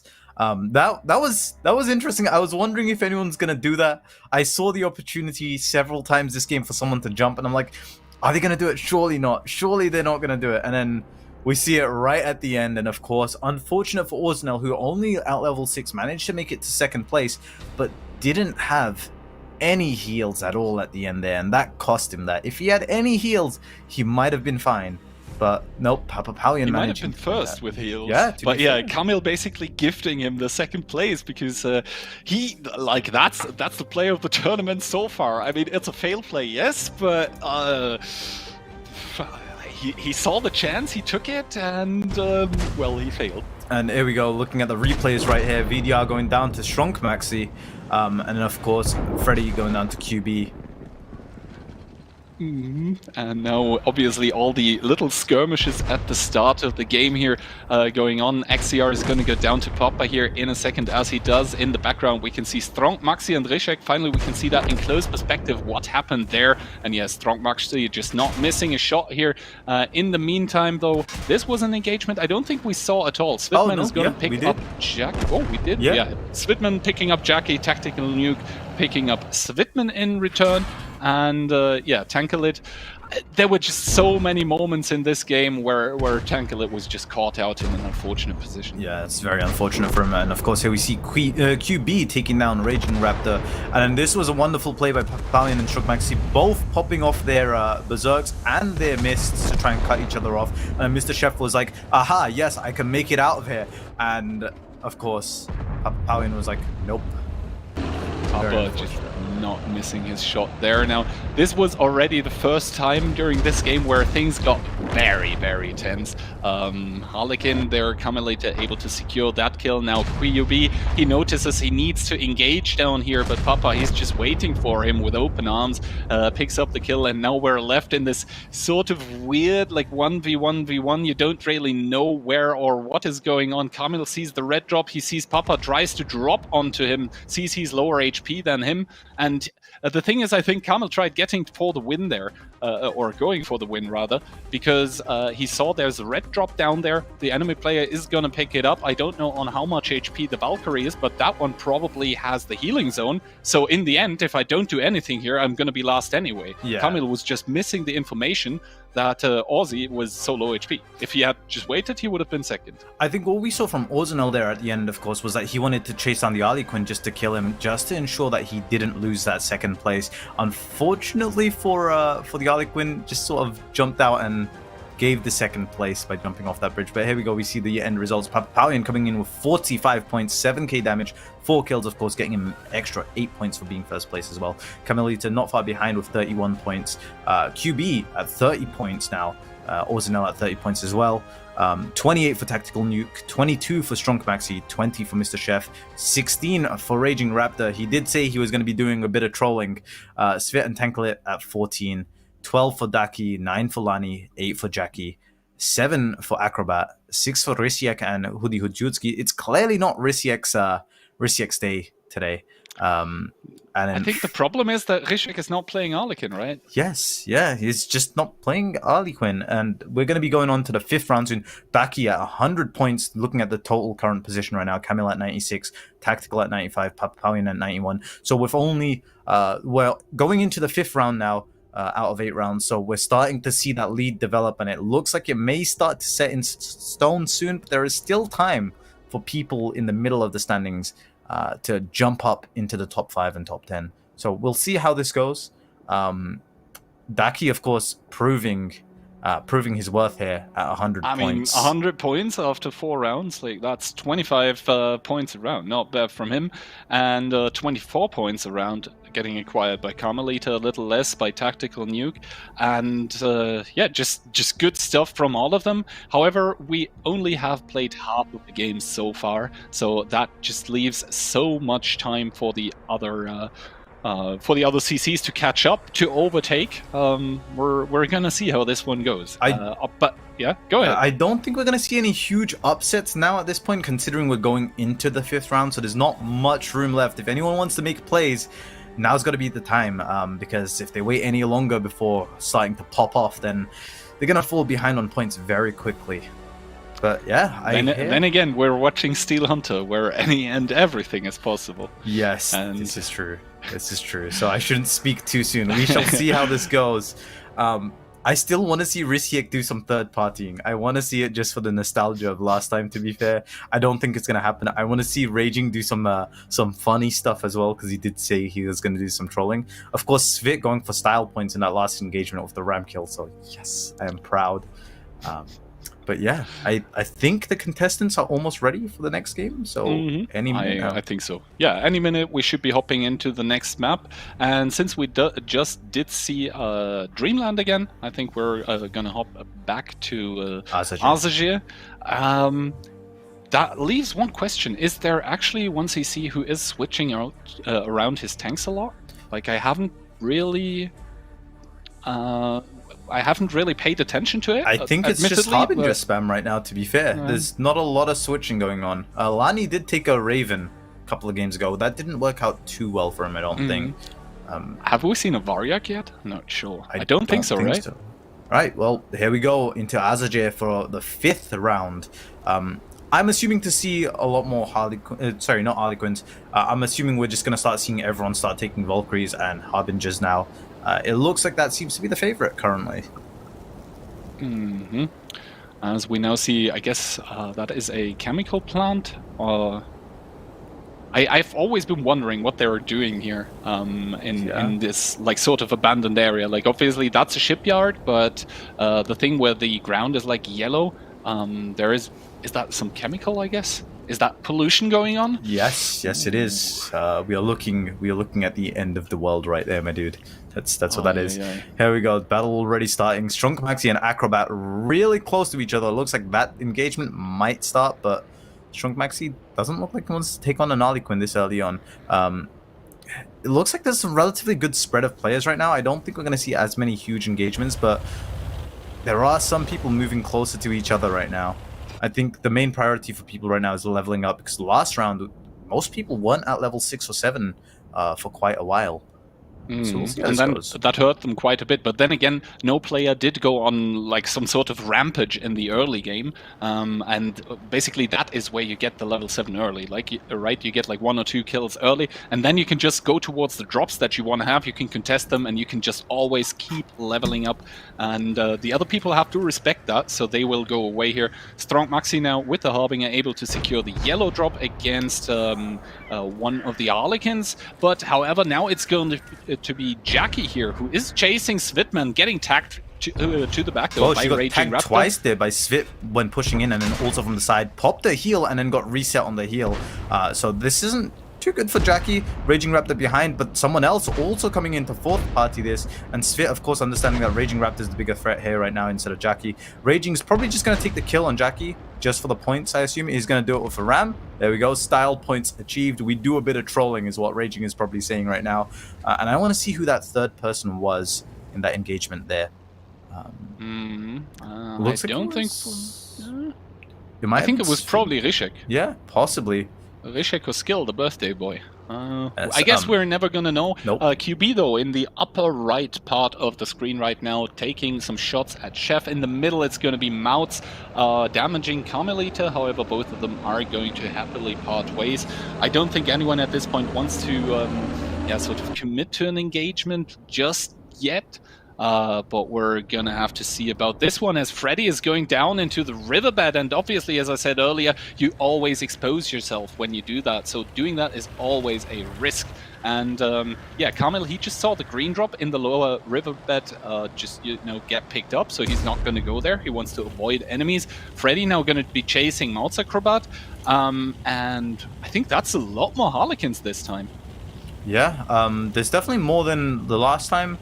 There is still a lot of Harbingers. Lani and Orzenel going at it up top. Lani already down to 300 HP. Looks like he might be going down soon. Mr. Chef already down to 600 HP with Papapalian on 700. Tanklet and QB not far behind either. They might come and just completely ruin this engagement here, so Papapalian needs to clean this up very quickly before QB finishes Tanklet off and starts third-partying this. But it looks like Papapalian's going to end up third-partying this engagement, starts putting shots into QB, who's currently chasing down Tanklet. QB knows he needs to get out of there, but Papapalian is in hot pursuit. Tanklet goes down, QB needs to pick up this drop and get whatever heals he can before Papapalian gets there, but he doesn't manage to get it, and in the meantime we see Orzenel already down in low HP all the way in the background there. So quite a bit of third-partying, finding success already for Papa. Skill now, the Baboon King chasing, I believe, Svitman with a big ram coming in. And yeah, he will get the kill easily on this one. However, I don't think he's going to be happy with the situation because Daki comes in once again, doing the same thing to Skill, which he just did to Svit. And in the back lines, Tactical Nuke, he's like, oh, 2 people fighting. Don't mind if I do. Yep, Tactical just comes in and says, hello, don't mind me. I'm not interrupting this engagement whatsoever. Of course, Daki trying to get the kill on Skill, just to get 2 points, but Tactical Nuke manages to take the kill, and now will hopefully finish off Skill and then pick up the 2 red drops. Wonderful and beautiful play right there. And yeah, Tactical, he's gonna level up quite a bit from that one. Meanwhile, Rishek and XCR in the lower side, duking it out. Rishek down to 359, XCR still on 700, however, does get tagged from the back lines. His heal gets interrupted, so both Rishek and the other Harlequin are just gonna get the hell out of there. Yep, definitely don't want to stick around there for too long. Ozanel not too far away. Rishek's going to have to be very careful not to run into his line of fire. Ozanel is chasing though. He wants this kill. He needs to take Rishek out just to secure his rear. Papalion heading over for some drops up top there. As we can see, Rishek's still only level 3. Acrobat only level 2. A couple of people reaching level 6 now. Tactical just leveled up. Papalion also leveled up. We see Rishek and Ozanel still going at it. And Ozanel is still chasing. That brings him down to 1 shot. Manages to secure the kill. And Kamil is trying to make a runaway, just looking for drops. He's got to be very careful here. There is a target to his right. He did see that through the radio, so he needs to be careful not to run into them. XCR also just running around. Looks like Tactical Nukes are relatively healthy here. They need to be very careful here. Double shot on the Harlequin. That's a first in my books here. Have you seen this before? No, I just saw it during the rehearsals when I picked it myself, and I was like, this doesn't actually feel that good. So, yeah, surprised to see XCR bringing it out, but then again, you can surprise people and catch them off guard. One shot immediately connecting into Kamil, bringing him down to 25 HP, and now XCR, just beautiful plays from him. He's going to pick up the red drop from Kamil. He's going to be out of that round, but Tactical Nuke, he just saw someone die there, so he's assuming that, you know, some people might have lost HP, but now he sees actually the Harlequin, he's still full HP. Obviously, he's still going to take shots at him, but I don't think he's going to try to engage. Ooh, frustration by Tactical Nuke. You could just see the shaking of the gun, frustrated with himself, with his aim there. And there's Raging also, just trying to get some shots in. Freddy coming in to try and finish off XCR, and XCR did put down a red ball there, which looks like it's going for Raging. I don't know if Raging's going to run, but Freddy in a hot pursuit of XCR here, who's trying to make a run, dodges a shot there. Well played by Freddy there. I think he's going to come out on top in this engagement as long as there's no surprises. Of course, that airstrike missed. Yeah, and now it's going to be him with the reloaded clip chasing after XCR. It does put in the first shot. Nice one into the track as well. XCR is going to go down. And yeah, this is going to be Freddy looking good once again this battle. And we're down to 6 players here. And once again, also 6 players not yet on level 7. Yep, just as I say that, Papa, did he just level up or did I just not see it? I'm not too sure. We'll pretend he just leveled up just in case anyways, to be on the safe side. I think that's the best bet, right? But most people on level 6, I think there was one person on level 5 still, so we'll see how this goes.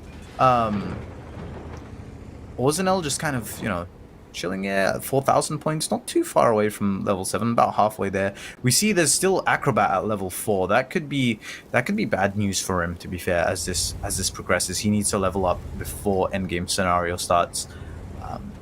Now it's just a matter of waiting for the zone to slowly close in and force the players into engaging with one another. Of course, Raging and Tactical sort of being wary of each other there. Freddy's also there ready to third party if anything happens. Freddy is definitely ready for that. Acrobat just going around collecting his drops. Ozanel and Papalion also doing the same. We see there's a lot of space between most of these players, but Raging and Tactical, bit of bloodthirst here, bloodlust here. They want to go for it. Raging popping that boost, does a bit of trolling, as he said, possibly going for the ramp, but manages to get tracked, I think. There it is. However, he is going to connect the ram, but not for a lot here. And Tactical Nuke, he does get tracked, so needs to be careful now. He's going to try to go safe, and yeah, Raging, he doesn't have the reload. He was tracked himself, so couldn't generate the gun depression. And now, yeah, Tactical Nuke, he is healing up. He did pop the heal, but he is still faced with the task of trying to kill a Valkyrie, and the Valkyrie is obviously a force to be reckoned with. You could see the shots, yeah, they are connecting. They're taking out HP from the Valkyrie, but is it really doing a lot?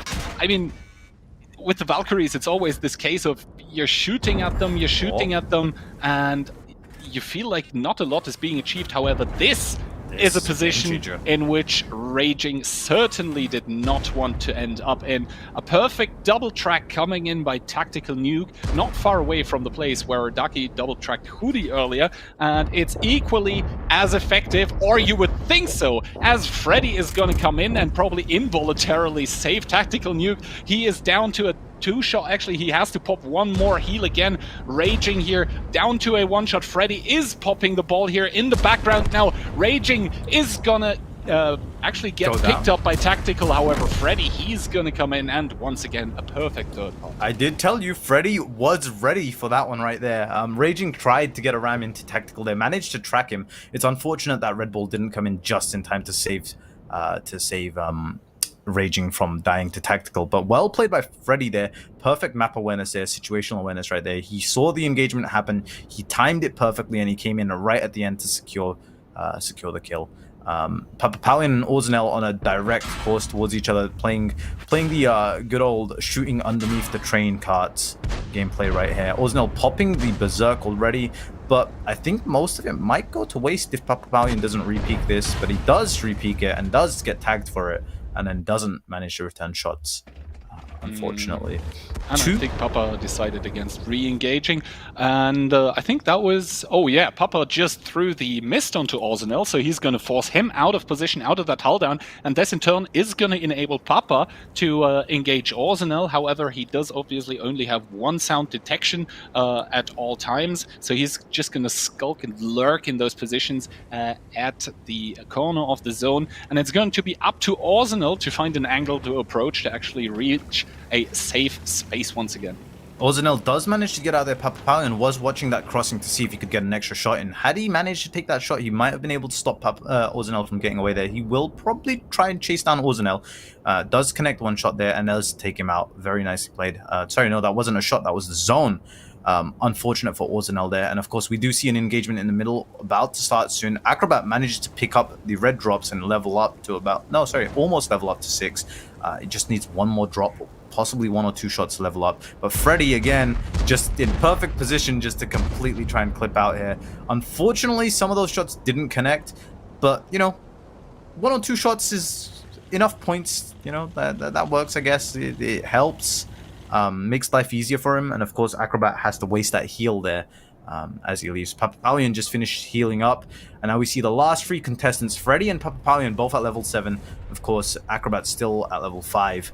So he needs to be very careful here. I think Acrobat just needs to chill out and stay out of the fight and just secure the second place. Papapalian stuck between 2 Red Bulls there. This is not good at all. There's 1, there's 2, Ooh. Down to 700 HP. I expect to see that in the replays. And here comes Freddy with a full clip, and there it is. He bounced the second to last one there, but managed to secure the kill just in time before Papapalian could get around the corner. Now, of course, Acrobat's going to want to try and pick up this drop just to level up. He did get to level 6, actually, to be fair. I don't think he'll make it to level 7 in time. Freddy needs to just heal up and just W key at this point, and then it will probably be game over. Yeah, I don't think Freddy knows Mouts is only on level 6, but then again, Freddy just lost a whole lot of HP to the red zone. And the thing is, Mouts, I think he has the hull which either holds more HP or more armor, but he doesn't have the gun yet to contest, and Freddy just taking his rage out on the other Germans you see here. It's just going to be the airstrike connecting, and I think Raging, he's now recharging his clip. Mouts, I don't think he has a heal available quite yet, and it seems to me like Freddy has reloaded and is looking to put himself on the second chicken dinner. He puts in 1 shot, and not sure what he's doing right there. It's a little victory dance, I guess. Oh no, Freddy. Ooh, BM, dude. BM, don't do this to me, brother. Oh no. Ooh. Freddy. Freddy, why you do this? Just finish this game. Oh, yeah, BM going on.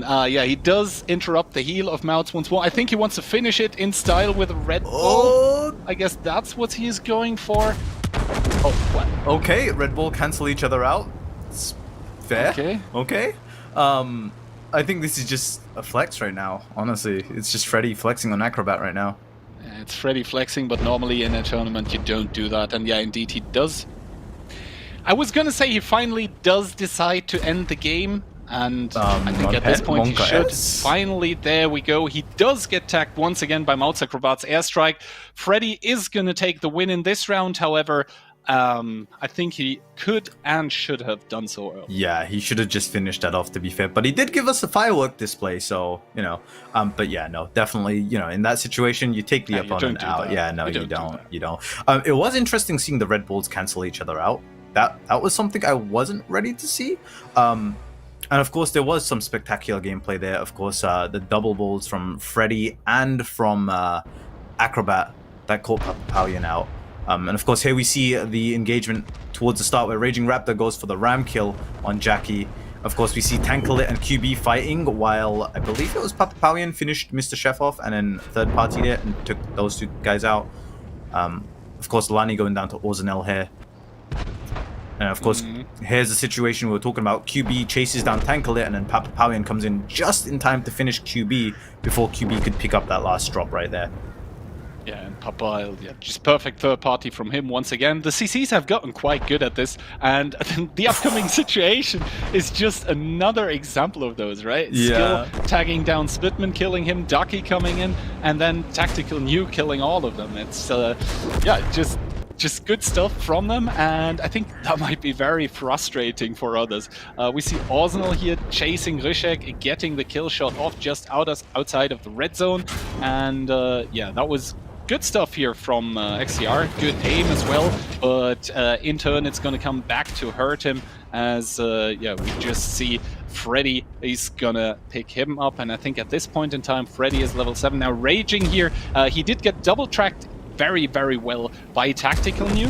However, in the end, it's going to be Freddy securing that kill as well, together with the ball that he doesn't even need to use. At this point, the ball is like, yeah, and what am I supposed to do now?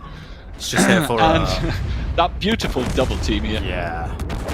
Literally just that ball against Sphere and sorry, not Sphere, against Raging Raptor and Tactical was literally just purely for production quality is what that was. And of course we see this situation here where Freddy finally kills Acrobat off. Acrobat did try to get an arty strike in there right at the end, but unfortunately it didn't do enough. Yes, and this leaves us with 5 out of the 8 rounds completed, so we have more than breached that halfway mark, and yes. I believe at the moment we're waiting for the battle results, or rather the standings to be posted, and we're gonna have to see if Ducky is still leading, or if someone is gonna dethrone him. Yeah, he was on 100 points. There were a couple of people relatively close with 91 and 96, if I'm not mistaken, so let's take a look right now. So this game, Freddy with 5 kills, 8.9k damage, 47 points, Papalian with 31.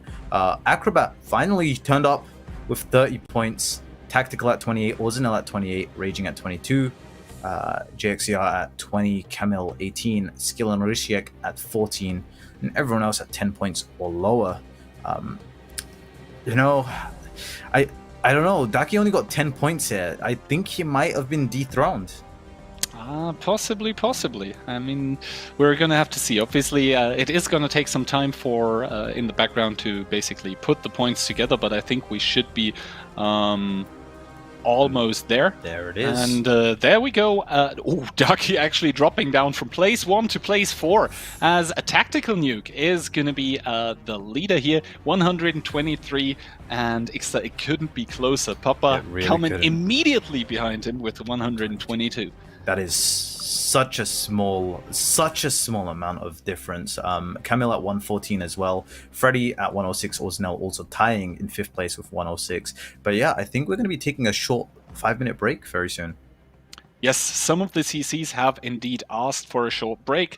I don't know what exactly for, but probably They are as warm as I am at the moment. Sitting here in this suit is turning out to be quite a warm thing. But yeah, as we said, we're gonna head to a very, very short break, no more than 5 minutes, and we'll be right back after with round number 6. See you guys soon.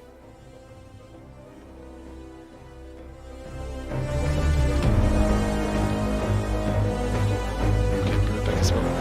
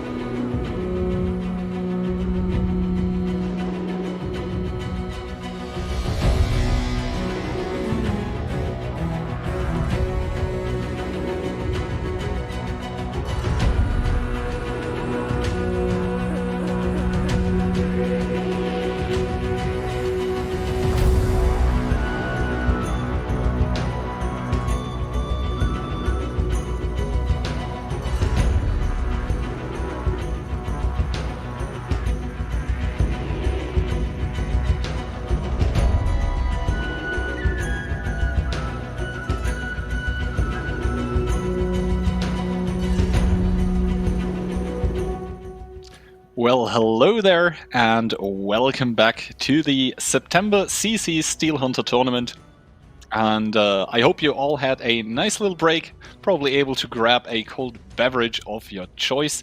And we're not going to keep you waiting much longer because, as I'm being told, the CCs that wanted the break have taken it, so we're now able to hop directly into round number 6 out of 8. Yep.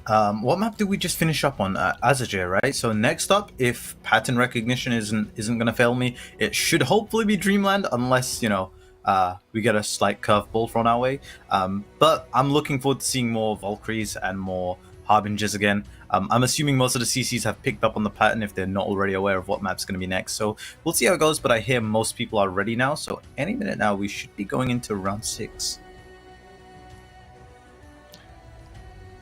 Apparently we are expecting slight technical difficulties in the background, but that obviously shouldn't be keeping us from basically talking about what we've seen so far.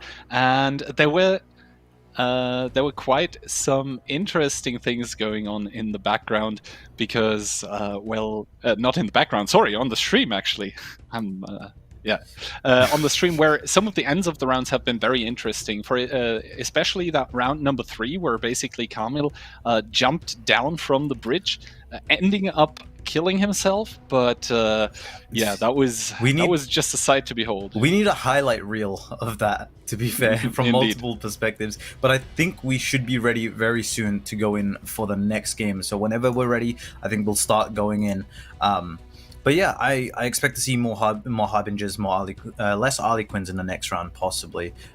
More Valkyries, maybe even. We'll see how it goes. Then again, Freddy has been able to take 2 wins with his Harlequin. I'm not sure if any other Harlequins were able to take Ws. That just speaks the fact that there is very few Harlequins getting picked, but they are still managing to generate wins is, well, it might be down to 2 factors. Either the players playing them are especially talented, or the Harlequin might not seem like such a bad choice after all.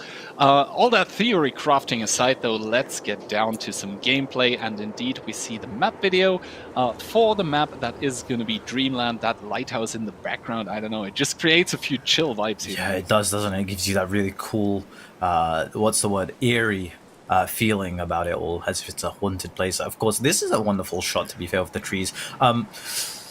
So, as we saw, first place with 123 points, second place with 122 points. It couldn't get closer, as you were saying. We'll see how this goes. Daki got knocked down to 4th place after that last match, only getting 10 points. Will he be able to climb back up? We'll find out very soon. And here we go, right into battle already. Papawian about to pick up a drop straight off the bat. And, of course, lots and lots of Harbingers again. So no surprise there whatsoever.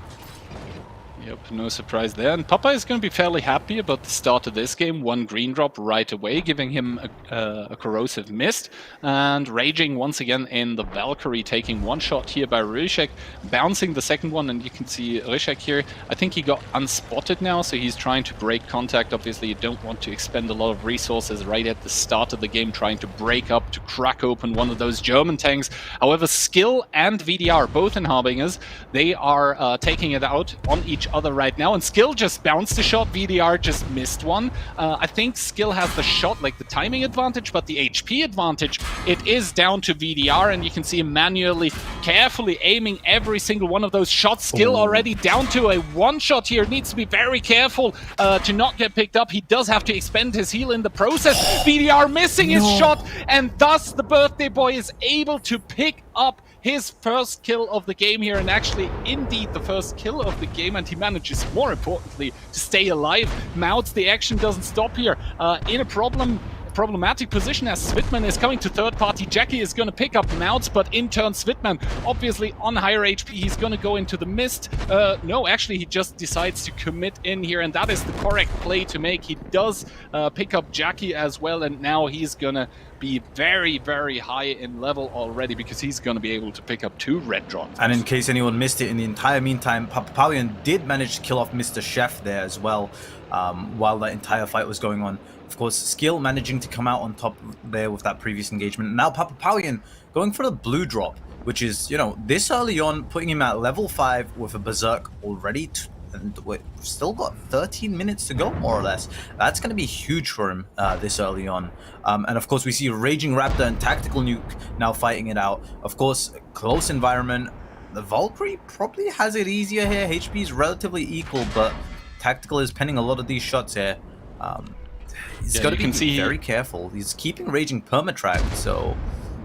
Yeah, you can see Tactical, they're having tactically loaded the APCR shells, and you can see Raging just not able to find the lower plate of the adversary, and Tactical now has a huge advantage in HP, and he's just using that to his advantage, and if he has enough APCR shells, he should be able to bypass the spaced armor of Raging. You can see there was a shot coming in from the right, and indeed there's Rishek here, and he's going to profit from this, because, well, Tactical Nuke, he has expended already a lot of resources into this kill, and he's not even going to reap the rewards here. Rishek just not letting off, and he's going to be able to finish Tactical Nuke off if he doesn't misplay, putting him down to 14 HP, finishing him off, and Rishek also, nice job by him and nice timing for him. In the meantime, Strong Maxi did take out Freddy in the background while that was going on, but I can't lie, I was happy seeing that engagement there. I finally see Rishek do what I know him for, which is third-partying and picking up the kill, so very well played there. Of course, we see a bit of an engagement going on there at the bridge, and Daki just disengaging right now as he leaves, as Strong Maxi was driving across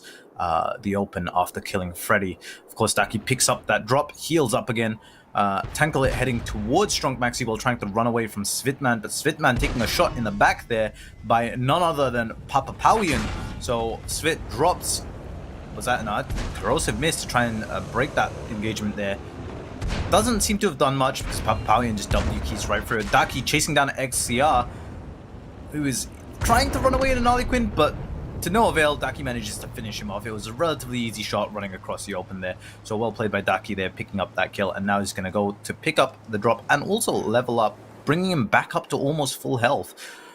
Of course, Skill slowly making his way here. He's got to be careful. Orzenel is somewhere behind him. Hudzi and the Valkyrie just driving around, picking up drops. But towards the north, it looks like we have an engagement about to start off. Tactical Nuke not far away from Papapowian and Strong Maxi, who have just engaged each other, of course. Managing to get the tracking shot on Strong Maxi there. He has to burn the repair kit to get out of line of fire. Papapowian gets to pick up this drop for free, and that's 2 Berserks there and is almost already at level 7 with 10 minutes to go. One more shot here and he can level up.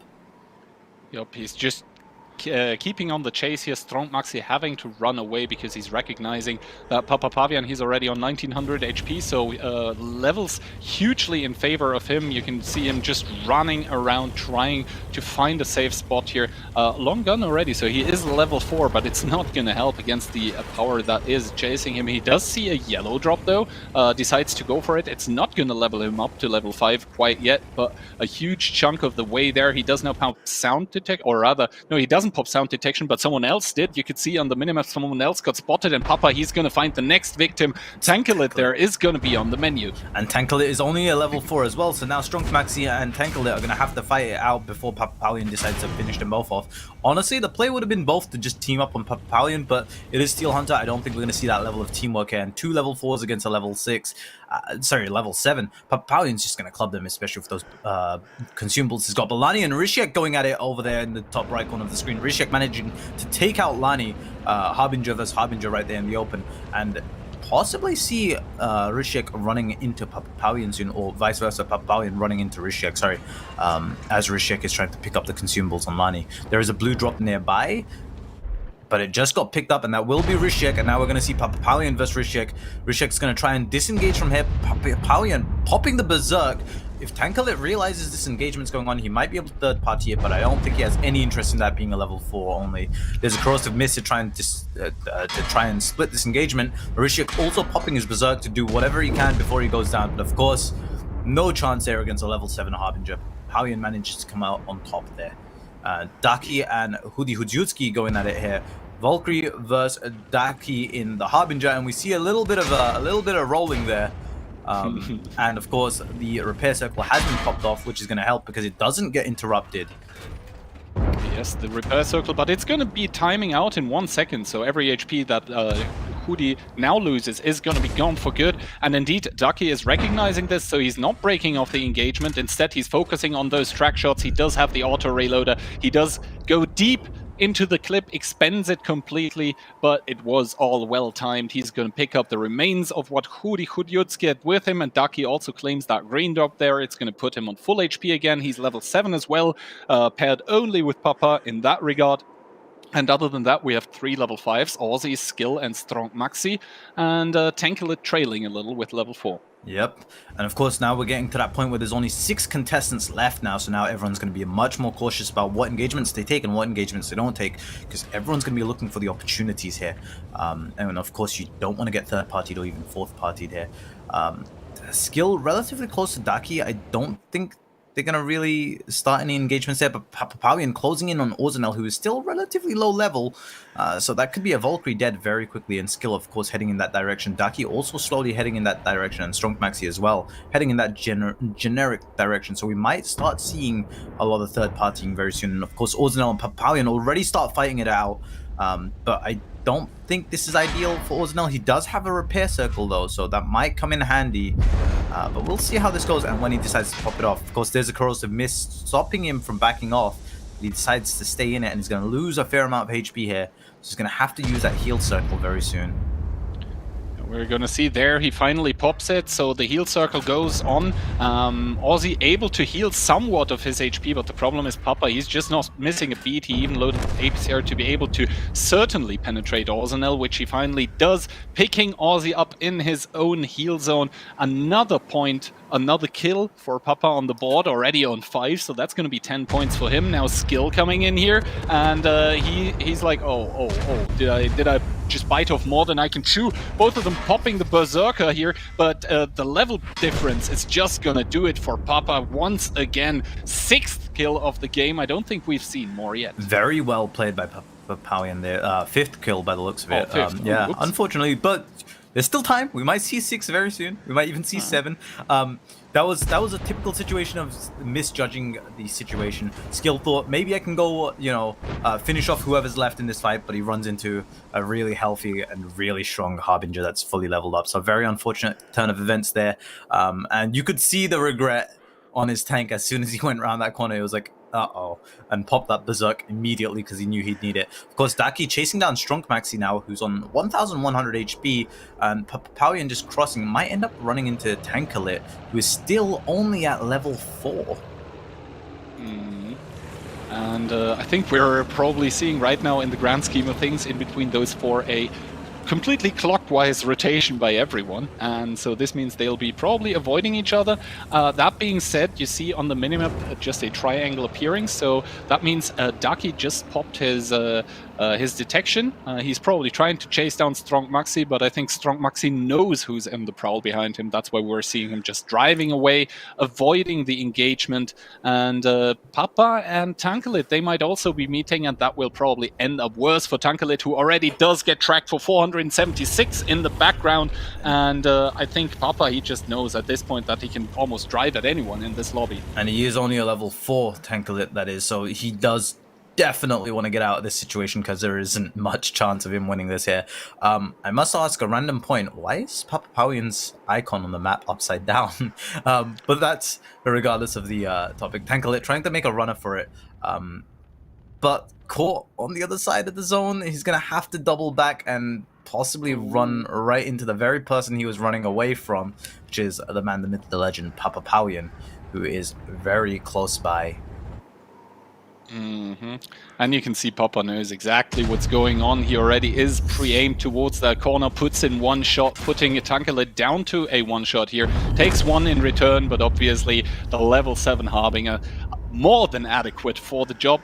And I think Papa's triangle is upside down, pointing upwards, because that's where it's going for him right now, picking up kill number 6. 6 kills, yep. And he does have 4 Berserks, by the way. I'm not sure if you noticed that. He's got 4 Berserks just stacked up.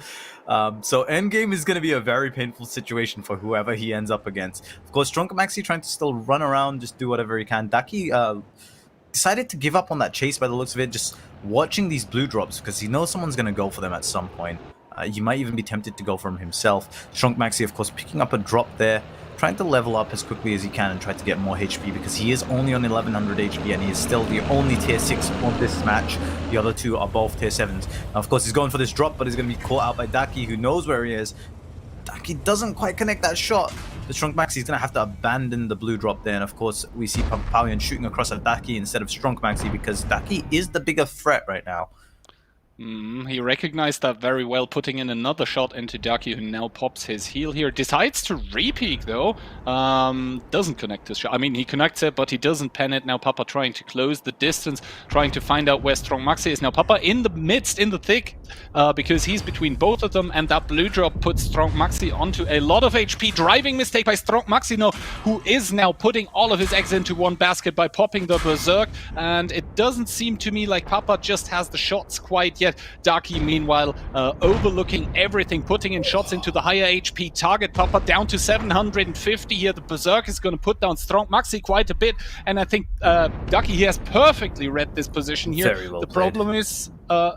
no, actually, there is no problem. There is no one remaining. Papa was able to pick up the remaining enemy, and that means Daki, the guy who just had only 10 points in the round before this, now secures another W for him. Yes, that might have actually got him back up into the top 3, even first place. Possibly, we'll find out very soon when we take a look at the scorecard. But honestly, I think the misplay there was Papapowian pushing down across the open after Strong Maxi. It allowed Strong Maxi to pick up that blue drop, pop off a Berserk, and then also Daki also popped off a Berserk, and Papapowian held his. He didn't pop off any of his Berserks for any reason. Let's take a look at the replays real quick, shall we? So here we see that shot that missed. Yeah, that's... You see the frustration there by VDR. He shaked his gun at the end there. Of course, we see... I mean, he wouldn't have needed to shake his gun if he hadn't had shaky aim there, but who am I to criticize that, right? And here we see Svitman with a perfect third-party engagement, even being able to pick up both blue drops. And talking about third-party engagements, was this the one? No, I'm not sure if we're going to see this one, but yeah, here we see Svitman just getting styled on by Papa, indeed, who was on the prowl, but in the end not able to take the round. Daki here picking up XCR, Lani getting chased by Rishek, and indeed Rishek was the one to pick him up in that situation. And here, yeah, Rishek just the next one to die to a Papa who just seemed unstoppable until the very last seconds of this round. Yes, and then of course we see when Hoodie was against Daki here, there was a bit of rolling going on, and then the repair zone was used, and then after the repair zone ended, Daki just permatracked and kept penning. And of course here we see Papapowian putting the pressure on, I believe it was Orznell, who was only level 5 at the time, so there wasn't much he could have done at this point, to be fair. It was pretty much the nail in the coffin coming across Papapowian at this point in the game. And then of course Skill, who thought he'd have an easy kill here, runs into Papapowian as well shortly after Orznell dies. And of course, Tankalit trying to make a runner from Papapowian. Definitely a huge game for Papapowian. Just unfortunately, right at the end here, going down into the low ground here, was the misplay. He did manage to secure the second place, at least, to be fair, by finishing off, was it Strong Maxi, I think, before Daki managed to finish him off. So, could have been worse. He could have ended up being third there, but still, I think pushing into the low ground was a misplay there. Yeah, Daki just mentally ahead in that situation, and that also reflects in the stats. 45 points for him. However, Papa not far behind, because, well, he was able to put 7 kills on the board, so that's going to be 44 points for him. Is that an all-time high? 7 kills? 7 kills? Yeah, I think so. And also look at the damage. I think that might be an all-time high of 12.5k damage almost for Papa. Holy that is crap. Insane. And of course, these two have a dominant lead on everyone else here. Papapowian comes second place, but has almost the same amount of points as Daki, just purely off the 7 kills. We see everyone else following behind, with Strong Maxi with 29 points, Skill with 24, as well as Tankalit, Rishiak 22, Hoodie and Orznell tied at 20. And Lani at 14, Svitman at 12, JXCR at 12, Tactical at 9, Freddy at 8, 7 for Camille, Miss Jackie at 6, Raging at 6 as well, QB at 5, and then Mr. Chef, Acrobat and VDR all at 3, 2, and 1 points. So not too many there, but we'll see how the standings look in a short amount of time, I assume, where we see the total score. There it is. Papapowian at 166 points, Daki at 155, managed to climb back up to second, and Tactical at 132. Orznell not too far behind, but I don't know if he'll be able to catch up. I believe we only have 2 more games left, if I'm not mistaken. 2 more games. So Then we'll again, we see. saw Daki in a round where he only took 2 points. So yeah, I hear all CCs are ready, so that means we hopefully start soon. But then what I was talking about is, well, if one of them at the top there just has a bad round, just maybe has a bad engagement, goes out with 10, with even less points, then, well, it's all going to get reshuffled. And we did see Daki getting... yeah, just kicked down from place 1 to place 4 in just 1 round. This means, especially since the points are so close together, that nothing is decided yet. And yeah, we are heading into round number 7 out of 8 now. Yep. But I have a distinct hope, Ixter, and that's going to be that even after round number 7, which is, as we see, going to be played on Azajir, that the suspense is going to keep on rolling. Yeah, of course, as you said, all it takes is someone in that top place to have a bad game. As long as they continue having decent performances, they should be fine. But one slip up and their position could be compromised. We still have yet to see a single Variag. I don't think we will see one. But who knows? Maybe in the last round we'll see some funny stuff going on. But you know, so far, again, Azajir, I'm assuming we'll see a couple more Harlequins this time compared to the last game. Probably see more Harbingers, maybe not as many Valkyries. We shall see. We shall see indeed, and we shall do so right now. Papa once again getting a bit lucky here. Immediately a yellow drop, 300 XP for him. Mounts Acrobat needs to be careful. I just saw it taking damage. And Hudi and Jackie, they're both aiming for this yellow drop. However, Hudi, little does he know that Jackie is right there behind him. And the problem for the Harlequin is that it doesn't have a lot of HP compared to the Harbinger. So now both of them in a deadly 1v1. Hudi trying to do what he can, does get tracked with a beautiful shot by Jackie here, and well aimed. Just as I say that, she switches to auto aim, but she should be able to pick up Hudi because, well, he hasn't been able to pen a lot of shots himself. You can see Jackie still on 829, missing 1 shot here. It does get tracked, but Hudi is going to take the dub in this engagement. QB down to 447, needs to be careful. Svitman getting hunted by Raging.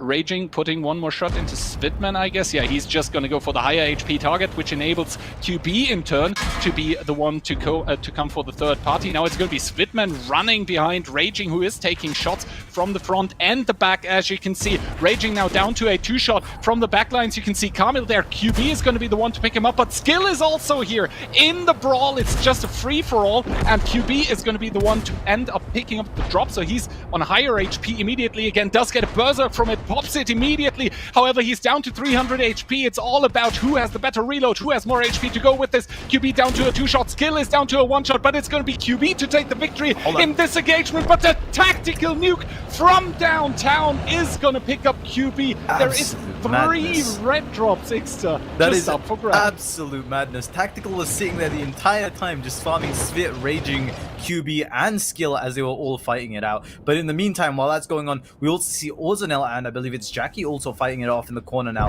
Will Ozanel take out Jackie? Yeah, I don't know. The HP is relatively close. It just comes down to who pens these shots here. Harbinger versus Harbinger. And I believe they're both the same level? I'm not too sure. No, Jackie is a lower level than Ozanel. Ozanel is at level 4 if I'm not mistaken. But I don't think it makes too much of a difference here. Ozanel does have the HP advantage now. And he's probably going to get the next shot in. There it is. I think this is going to be game over for Jackie unless there's any huge upsets. I don't want to speak too soon. There it is.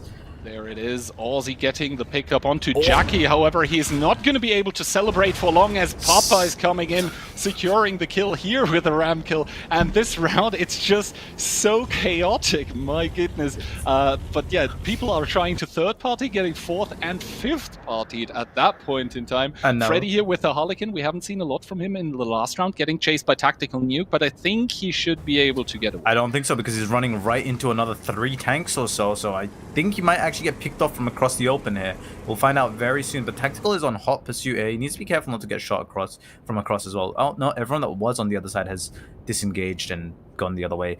We see there's a large cluster of tanks towards the left, a large cluster towards the right, all moving towards each other. Kamil, Acrobat, VDR, and Lani all relatively close, but we see shots are being fired on the left side. XCR taking damage already, but it looks like we're going to be watching these Harlequins fight it out a bit. However, they're gonna part ways, I guess. Respecting each other's space. It's still early on in the game for them, to be fair, so... COVID still has not ended, so obviously Yes, they are just- social distancing correctly from each other. How considerate of our CCs. But in the meantime, Marishiek does take down XCR and Freddy, both of them. I assume there was a bit of third partying going on there. Tankalit taking lots of damage from Daki. Camille also trying to get shots across. Acrobat and Tactical Nuke as well, shooting at Acrobat. It looks like Acrobat's going to go down here, but we shall see. Maybe he gets away. Nope, 44 HP. He's going to go down any second now. And also, Tankalit going down to Daki on the other side of the map, who's about to pick up the drop right here. Very well played. We'll see where the next engagement happens, but this is definitely a chaotic and hectic match. There's people going down everywhere right now. And it looks like there's another engagement that could possibly start very soon. Several people in positions to start fighting, especially amongst VDRPL and Lani could start fighting very soon. Papapauyan, Tactical Nuke, and Arishiak could all find each other very soon, and we already see shots in both situations going off. Now we see Lani here trying to get away from VDR. Does get tracked, however, so VDR with the darker blue might have the distinct advantage here. He's trying to... I don't exactly know what he was trying to achieve there, but in the end he's still going to take the victory. Doesn't secure it with the ram kill, however, but a nice well-aimed shot in the front of the enemy is going to do it. Lani is going to drop, VDR is going to claim the red drop here, and we are left with 7 players in this round here. Tactical Nuke so far the highest, together with Papa once again. Dude, Papa is just vacuuming XP. He came in to fill for Alex and Dunder, and he's just literally just clubbing right now, honestly. He's just going ham, popping off left, right, and center. Tactical was in hot pursuit of Camillita for a moment, and Camille's about to run right into Mr. Chef, possibly? Will Tactical Nuke find the shot here? He has stopped, he's aiming it. Unfortunately, it doesn't quite connect or pen, I'm not too sure. That one crits and does some damage. Second hit as well, and of course Camille trying to return fire there, but to no avail. To no avail indeed. Blue drops. Ooh, Rishek here taking out his autoloader onto VDR, but now he seems to be out of shots, and this in turn... Is he actually out of shots? I think he just did one more, but yeah, in turn, VDR is able to pick up this drop, and now Rishek is like, oh crap, I'm in for more than I bargained for. And yeah, Rishek, you can see him trying to evade, but now he has reloaded, and he has this 10-shot auto-loader at his disposal, just nailing VDR, missing one shot with the auto-aim actually, and that is going to hurt him dearly, as VDR is going to be surviving on 175. Now Rishek here eating a lot of damage to the mist. He is still reloading his clip, and he needs to do so in the mist, which means he should be down to a one-shot for VDR. VDR obviously recognizing this, going in, securing the kill, and the airstrike by Rishek, it's not going to connect. Very unfortunate right there. Rishek was like, Bipty Bopty, your HP is now my property, but it didn't quite work out for him. And of course, here in the middle, we have Harbinger versus Harbinger, both with Berserk going on there. But Papapauyan comes out on top there and takes out Tactical Nuke, last time's winner from the last CC tournament. Now we see Daki getting relatively close to Camille. VDRPL not too far behind. I assume that will be the next engagement very soon. Mr. Chef just running around, to be fair. Still at level 3. It goes to show how, honestly, I'm seeing a consistent theme where doing the damage and, you know, getting involved in these fights also helps level up very quickly, especially early game, but it is a very high risk strategy. Camille just trying to make a run here. VDRPL is trying to find an angle, possibly looking at cutting him off, but I think Camille is relatively safe here. I think Camille also probably went for the mobility upgrade. He does get spotted out once more by VDR, but manages to break sideline immediately after. And you can just see how he's using the mobility by the Alekin. Yeah, he did drive into the building there, but I think he should be fine. In the background, Darky's stalking around, trying to pick off stragglers, but I don't think he's going to find one soon. Papapauyan just, you know, chilling, just driving around, not really concerned about anything right now. Mr. Chef, same story for him. And yeah, as we have 5 people remaining, and actually... my estimate is like we have still around half of the map to play with. Yeah. Obviously, it's going to shrink now. This is once again the calm before the storm, I think. Yes, it's a consistent theme we're seeing, and everyone's playing it smart, trying to be very careful. Mr. Chef, of course, has to be very careful here because he is only a level 3. Camille also level 4, needs to just try. He just can't get a break, can he? He's just going one direction, runs into someone, has to go the other way. Goes another direction, runs into someone else again, has to go the other way. He's just trying to level up, and he's just not getting the chance right now. But Mhm. we'll see how this goes. He is sort of stuck in the middle of 4 tanks. Whichever direction he goes in, he's going to run into someone unless he manages to sneak out towards the southeast corner. But there's not Mhm. much for him there, I don't think, right now. He's about to head right into Daki. Of course, everyone's just, yeah, it's literally just calm before the storm. Everyone's just leveling up as best as they can. Papalion already at level 7, of course, has nothing to really worry about right now, but that's what we thought last time, and it didn't work out for him. So he's probably being a bit more cautious this time. Mr. Chef, still at level 3, is probably feeling the pressure right now, and so is Camille at level 4. Daki is in a relatively comfortable position, aside from the fact that he just got caught out in the middle, taking some damage, but if it was only a level 4 Ooh. Harley Quinn, it shouldn't be too bad. And Mr. Chef, I think, might have seen Daki there because there was a quick U-turn right there as soon as he crested that ridge. And Daki does see him, and Daki is chasing him, and Mr. Chef is probably really panicking right now because he is only level 3 and there's a level 6 Harbinger coming straight towards him right now. And the zone Yep. is slowly closing in. Yeah, the only possibility that Mr. Chef has at the moment is, just running away. Ducky there, he went for the engage, but now he's driving away again, obviously taking a shot for his troubles, dealing one in return. Second one doesn't connect. But yeah, I think Ducky just doesn't want to waste his time. He recognizes Mr. Chef is not really of any concern here. That being said, Papa is eradicating any concerns that VDR might have had because he just put him back into the garage. And this leaves us with 4 players, out of which only Papa is level 7. So, well, Mr. Chef is playing it super safe behind that stone, obviously. He does not want to go out here. He's like, Ducky, if you want to waste your time with me, feel free to, but I'm just gonna run. And Carmelita, he's gonna pick up a nice blue drop. Oh, barely staying off of level 6. All he needs to do is connect one shot and he'll get to level 6 there. Of course, with Daki and, who was it, Camille Eater, like, I think if Daki kept him pinned, then yeah, sure, maybe he catches him out of the red line, but I don't think it was worth it. And of course, they both disengaged, which was alright play there. Of course, Paulian, I think he just received a shot from somewhere, so he's trying to return blind fire here. I think he just popped the radio detection and he saw that someone was at the green circle. That's why he blind fired. However, Yep. I think Ducky was able to stay safe behind the ridge. Mr. Chef now finally, he took damage because he was in the red zone. Obviously, finally he's safe. Yeah, Mr. Chef is playing it to the best as he can right now at level 3. Right, he can't really engage anyone right now. He just wants to stay alive as long as possible. He's toying with that red zone, just resetting the timer time and time again. And to be honest, that's all that he can do at this point. And Ducky, he just took another shot because he was full HP after picking up the green drop. But now all of them have to orientate themselves towards the northern part of the zone because that's going to be where the game will end. Almost connecting that shot from Papalion on Daki. Unfortunately, it didn't quite find it. Mr. Chef just making a run. He is actually just running. To be fair, I think this is like the right play for anyone that struggles with Steel Hunter or anyone that can't level up as quickly or isn't as good in 1v1 situations. Is just, just keep running, to be fair. Like, even if you're low level, if you can run long enough, you get 2nd or 3rd place. It's what I do because, I'm not really that great. But now Camille has run into Daki and there's an arty strike that connects. The green ball not even needed at this point. And Mr. Chef, of course, now pinned between Camille and the red line. I don't think Camille realizes, but if he pops a radio, he will see it. Mr. Chef being very careful.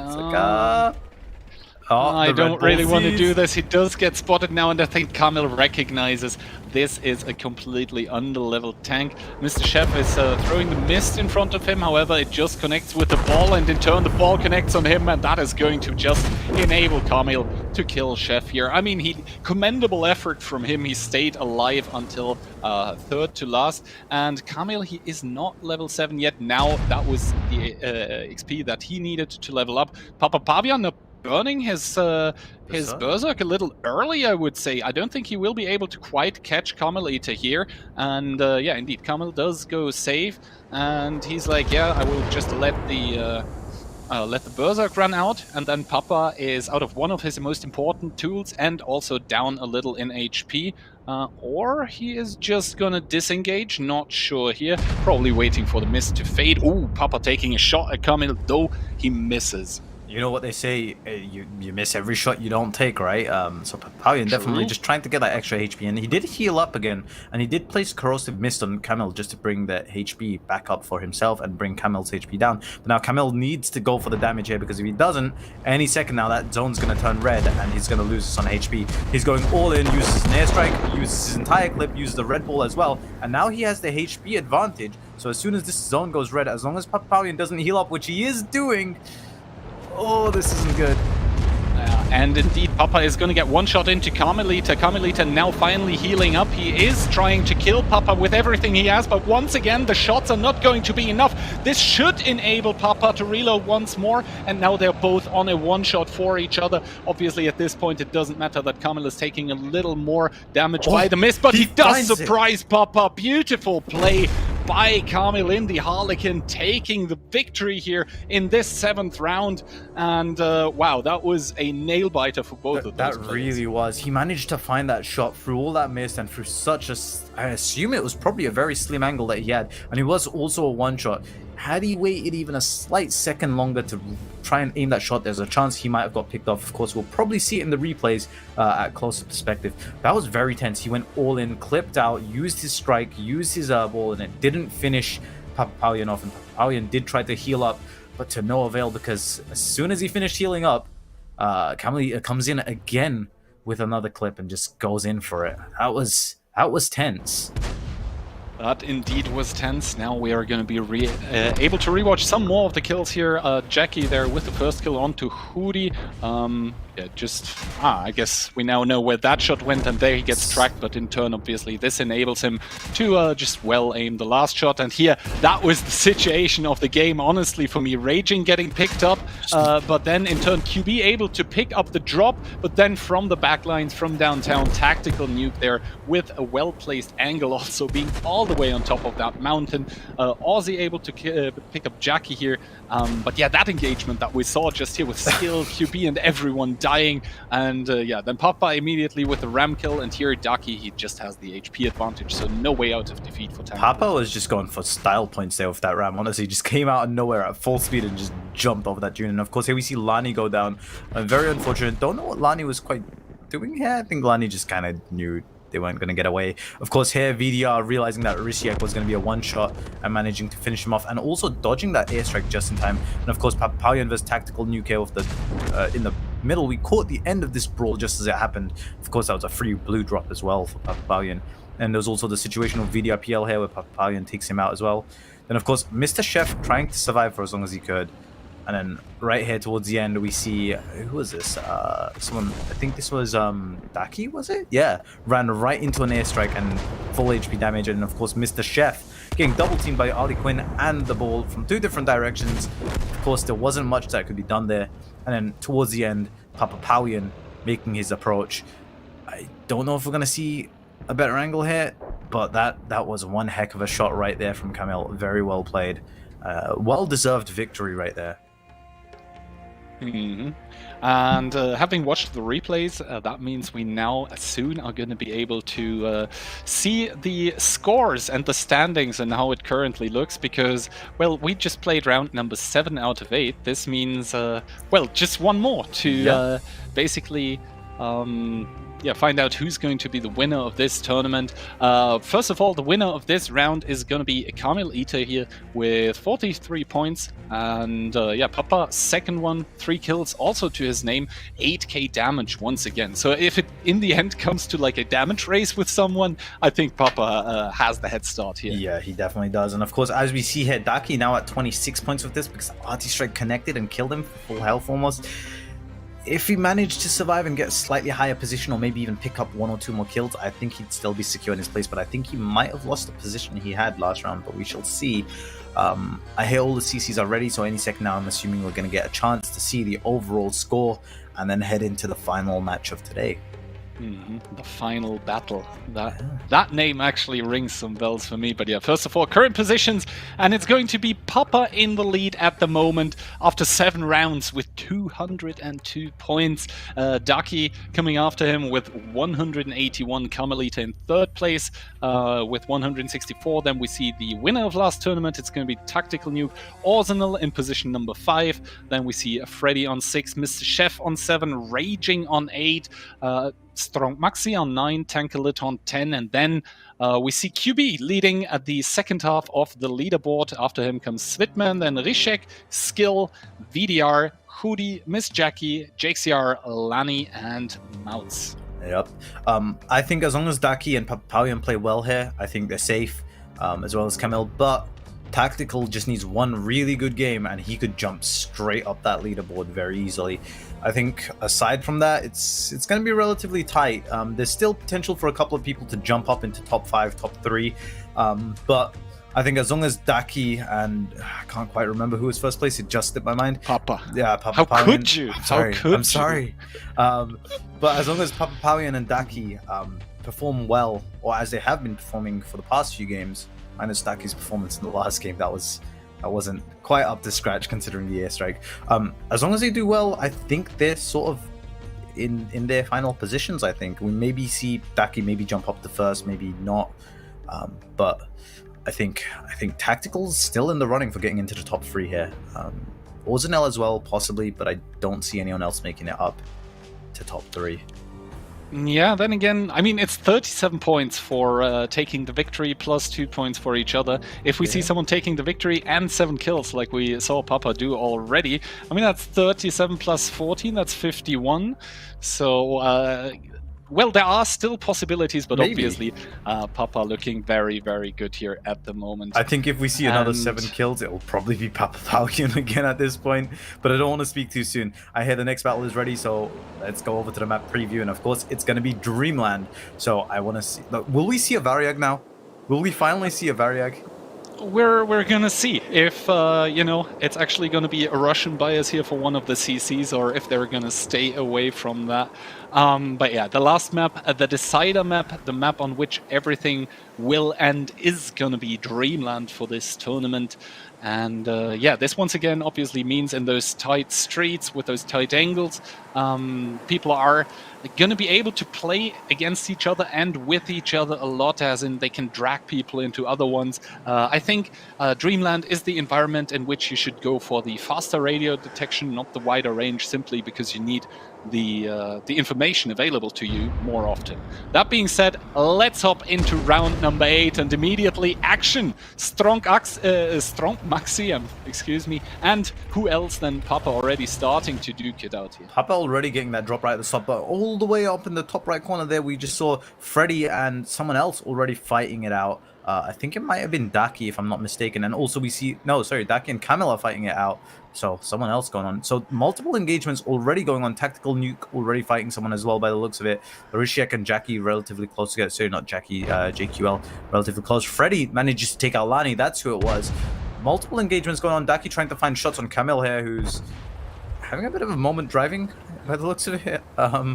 Not sure if I saw that correctly, but it looked like he caught some air there, but he manages to sneak out without taking any extra damage. Of course, Lani, the first victim of today already for this game, and it looks like it's going to be a relatively heavy fight. Oh, we see Tactical Nuke starts taking damage. He's fighting someone. Who's he fighting there? Can you make out the name? I can't quite see it. Not sure there, but I think Hoodie is gonna, make it a very fun threesome here very shortly in his Valkyrie. He's about to be there. Tactical taking one more shot here by Hoodie. Hoodie obviously trying to focus the higher HP player, so it's going to be Tactical claiming one more kill, but now he's facing an almost full HP Valkyrie, and I don't think there's any way out of this if Hoodie does play this one right. He's struggling right now with his gun here, and Tactical Nuke actually picks up the red drop, and what are you doing, my dude? Hoodie, he needs 5 seconds to be respawned on top again. However, at the moment, it's just going to be Tactical Nuke here, who is with the Rampage, just pouring the DPM. And from the position of the underdog, I think we see the first third party of this tournament going horribly wrong for Hoodie here. That was a very special moment right there. Honestly, tactical, very well played there. Tactical plays by tactical right there. Popping that berserk off and managing to finish Hoodie off. Very unfortunate for Hoodie that he rolled there. I thought tactical took the kill just for the points because he knew he wasn't going to get anywhere else. But, you know, as we said, this is World of Tanks. This is Steel Hunter. You know, you never know when there's going to be an upset, you know. So very well played there. That's gonna be some huge points for him right off the start, to be fair. Indeed, it's going to be, So and you can already already see. level Already, yeah, Ducky, Freddy, level 4, QB, also level 4, but yeah, obviously, Tactical is leading it here with level 5 after that beautiful play here. Svitman and Mr. Chef now meeting each other. They are both activating the Berserk, just chipping away at each other's HP. Not sure who is ahead right now. Mr. Chef, one more shot, but it's going to be Svitman finishing him off. So he is going to, yeah, just pick up that red drop. Obviously, the Berserk is still ticking down. Meanwhile, though, Tactical Nuke just destroyed Jackie in another part of the map, and now Tankalit is getting engaged by Freddy and Arsenal at the same time, down to 250 HP, needs to be very careful, isn't able to stay away. I think he just took 750 damage in one ram attack. Arsenal picking up the red drop. This means in turn he's full HP again, and now Freddy is like, oh god, am I in for more than I thought here? Yeah, this could be a repeat of a similar situation earlier when Skill tried to come in for the kill and got there just a couple of seconds too late and ran into a full health enemy target. I think Freddy's just bumped into the same situation, and he is very deep into his clip, so he's probably going to want to not engage until he gets his reload back up. In the meantime, Daki does take out Raging Raptor, and Tactical Nuke does take out Mouse Acrobat. And now we see Freddy and Strunk Maxi and Orzanel also fighting it out. Daki also fighting QB here on the other side within the crosshair, missed by the looks of it, and Daki manages to find the kill on QB and now gets two pickups right here from Raging, who he killed earlier, and QB, who tried to third party it by the looks of it. Strong Maxi also dropping here, getting dropped by Freddy, and take a look who is dead. Papa. He didn't go very far this game. Very far this game, no. So the top spot in the tournament, while it's still being held by Papa, it's up for grabs now. And that is probably going to motivate a lot of people in the lobby here. Freddy now taking shots at Arsenal, but now he's like, oh wait, actually I'm 674 HP, and that's a full HP Valkyrie on 2.6. So yeah, Freddy is now gonna turn around and he's gonna try to bail. The question is he gonna succeed with that? Orzanel's in hot pursuit. I don't think he's going to catch it. Maybe, no, he doesn't quite find it. He's going to try and cut him off. Maybe he finds an angle at some point, but Svit is also relatively close, might actually catch Freddy out at some point. And Svit is also at full health, 1900 HP, and his picking up drops, as we just see, not something you want to run into if you're Freddy right now. But of course, again, we're getting to that point where there's a bit of downtime now as people are slowly leveling up and as the zone slowly closes in and forces people into engagements here. Of course, we see Tactical Nuke just pop off his radio detection, and he sees two people relatively close by. It looks like he's heading towards someone. It looks like Svit, Tactical Nuke, and Rysiek might actually find each other soon, and Daki as well. Rysiek realizes Tactical Nuke's there, possibly, and starts moving away, but no, he's going for shots, possibly. I could be wrong here. But Svit heading very close into Tactical Nuke. They find each other, they start trading shots. Svit popping Berserk already, and he's going to go in for it. He's just going to W key this, and hopefully he doesn't go too deep into the clip here. I mean, he did pop Berserk, so this basically means that he's not going to expend his clip because the reload time of the shells is just faster, and we can see he doesn't, like, the clip is not going deeper, he's just putting in shot after shot, and now Tactical Nuke. Yeah, Tactical Nuke, he has to admit defeat. This was incredibly close, though. Svitman was, I think, down to like 11 HP or something. Now he popped his heal. He's going into a green zone. So yeah, there we saw. We see Svitman comfortably Hold on that thought real quick, because VDRPL and Camille are going at it, and Camille manages to take him out with the support of Orzanel in the back there on 3200 HP. And that was very close for Camille. And Daki, unfortunately, gets Arty Strike again. No, sorry, was that Daki? Yeah, it was Daki. That was an ammo rack by an Arty Strike. That's the third time we've seen this today. Twice in the battle and then once in rehearsal. That is insane. That is crazy stuff. Yeah, now Rysiek, obviously, he knows where he just killed someone. He's going to try to pick up the drop, but he does see the traces of Svitman behind him, who is shooting at him, but he doesn't quite get the connections in. Someone else does, however, just after Rysiek is able to pick up the drop, though, so he's going to be happy with the outcome of this particular situation, and now everyone's happily parting their ways again, not wanting or wishing to get third party. You know, as long as whoever was 3rd, 4th place, and 5th place don't have a spectacular game with lots of kills, I think Daki might have actually taken 1st place from Papalion so far, but that could yet change. Of course, we still got Freddy in the game. We still got Risiek going. We still got Skill going. Still got Svit going. I don't remember seeing any of them too high up, but, you know, still up for grabs for a couple of people, but we'll see how this goes. Of course, Svit chasing someone down here. I missed their name just as it happened. They just went dark. Chasing down Seems Risiek. to be Rishek, yeah. Yes. Come on, Risiek. Run away. I believe. Camille not far behind. Svit might actually find the angle on him. No. Doesn't realize, of course, the detection range within Steel Hunter being different from random battles, of course, makes that difference. Rishek gets spotted again, and of course he's just trying to get away from Svit right now, but he's about to run right into someone. Maybe he's trying to figure out who it is. It is Orzenel, and that's not someone you want to run into. 3.2k HP at this point by Orzenel. And mind you, Orzenel is level 7, and he also was pretty high up on the leaderboard. Orzenel probably looking where Rishek is at the moment, and Rishek, yeah, he's trying to get away. He saw what was awaiting him there. Yeah. And yeah, now Svitman here on the lower side, probably just gonna also go moving towards away. That. Yeah, just you know, let the others fight. It's fine. I can chill for the time being. Skill for LTU and Kamil will also be avoiding each other for the time being because there is, well, a whole castle between them, and this means we're setting ourselves up for what is going to be the last few situations of this game here. 6 minutes and 15 left on the clock. Freddy taking another shot by Rishek, however, immediately popping his heal, going up to full HP once again. And also Rishek seems to finally have found some way to heal himself up. Goes back to 1300. Skill for LTU. He's looking for Svitman now. He does not penetrate his first shot. Svitman, I don't know what Skill is doing. He's doing the funny, as Smarty in Baby Reload would be saying. He is doing the funny. He's gonna jump. Is he gonna jump?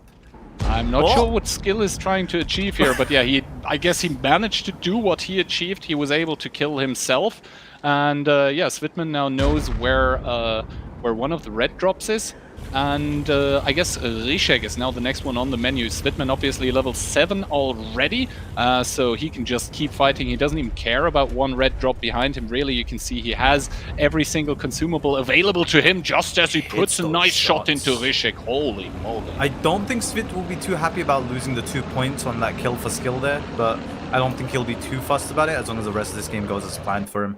Of course, being at level 7 puts him at a very good advantage right now, but he needs to remember Orzenel is also level 7, and if he runs into Orzenel, things could heat up very quickly. Camille about to pick up a blue drop. That might be just what he needs to hit level 7. Yes, it is. He's also up to level 7 now. Rishek, of course, still only at level 5. And the other Harlequin, Camille Eater, also at level... Was it Camille? No, sorry, there was someone else at level 6, I believe, if I'm not mistaken. But Camille got the big machine gun again, essentially. Look forward to seeing him come up behind someone and just completely clip out. But we'll see how this goes. Of course, he finds a shot on Rishek, I believe. So Rishek turns around and disengages there, only on 800 HP. He needs to be very careful right now. He could get picked off very quickly. And Svit and Orzenel, of course, just playing it safe for now. And again, we're at that point where it's just people are just playing it safe while the zone closes in, the quiet before the storm. Svit and Orzenel getting very close together, and there goes a lot of Svit's HP all of a sudden. There goes like 50% of his HP with one single shot. And Rishek caught out in the red zone for a bit, taking some damage. I don't know if he wants to waste a heal on that. I don't think he should. Oh, finally he might want to start using a heal after Kamil is finished with clipping him. Kamil there obviously already with a big clip once again, down to 11 HP, but I think Kamil, he is out of ammo in the clip right now, does drop the ball, but not even needed. He was able to vanquish Rishek, and now Svitman needs to get away from that Valkyrie with a 3.2k HP pool. I think Orzenel has it relatively safe here. I don't want to speak too soon, but I think Orzenel is in a prime position to win this match right here. On the sole basis that nobody wants to fight him right now because his level 7 is a Valkyrie. Why would you want to fight that on this map of all places? The only way this works out for Svit, Camille, or Freddy is if they team up on Orzenel. Or if Orzenel just gets RNG'd like Arty Strike, Amorak, or something.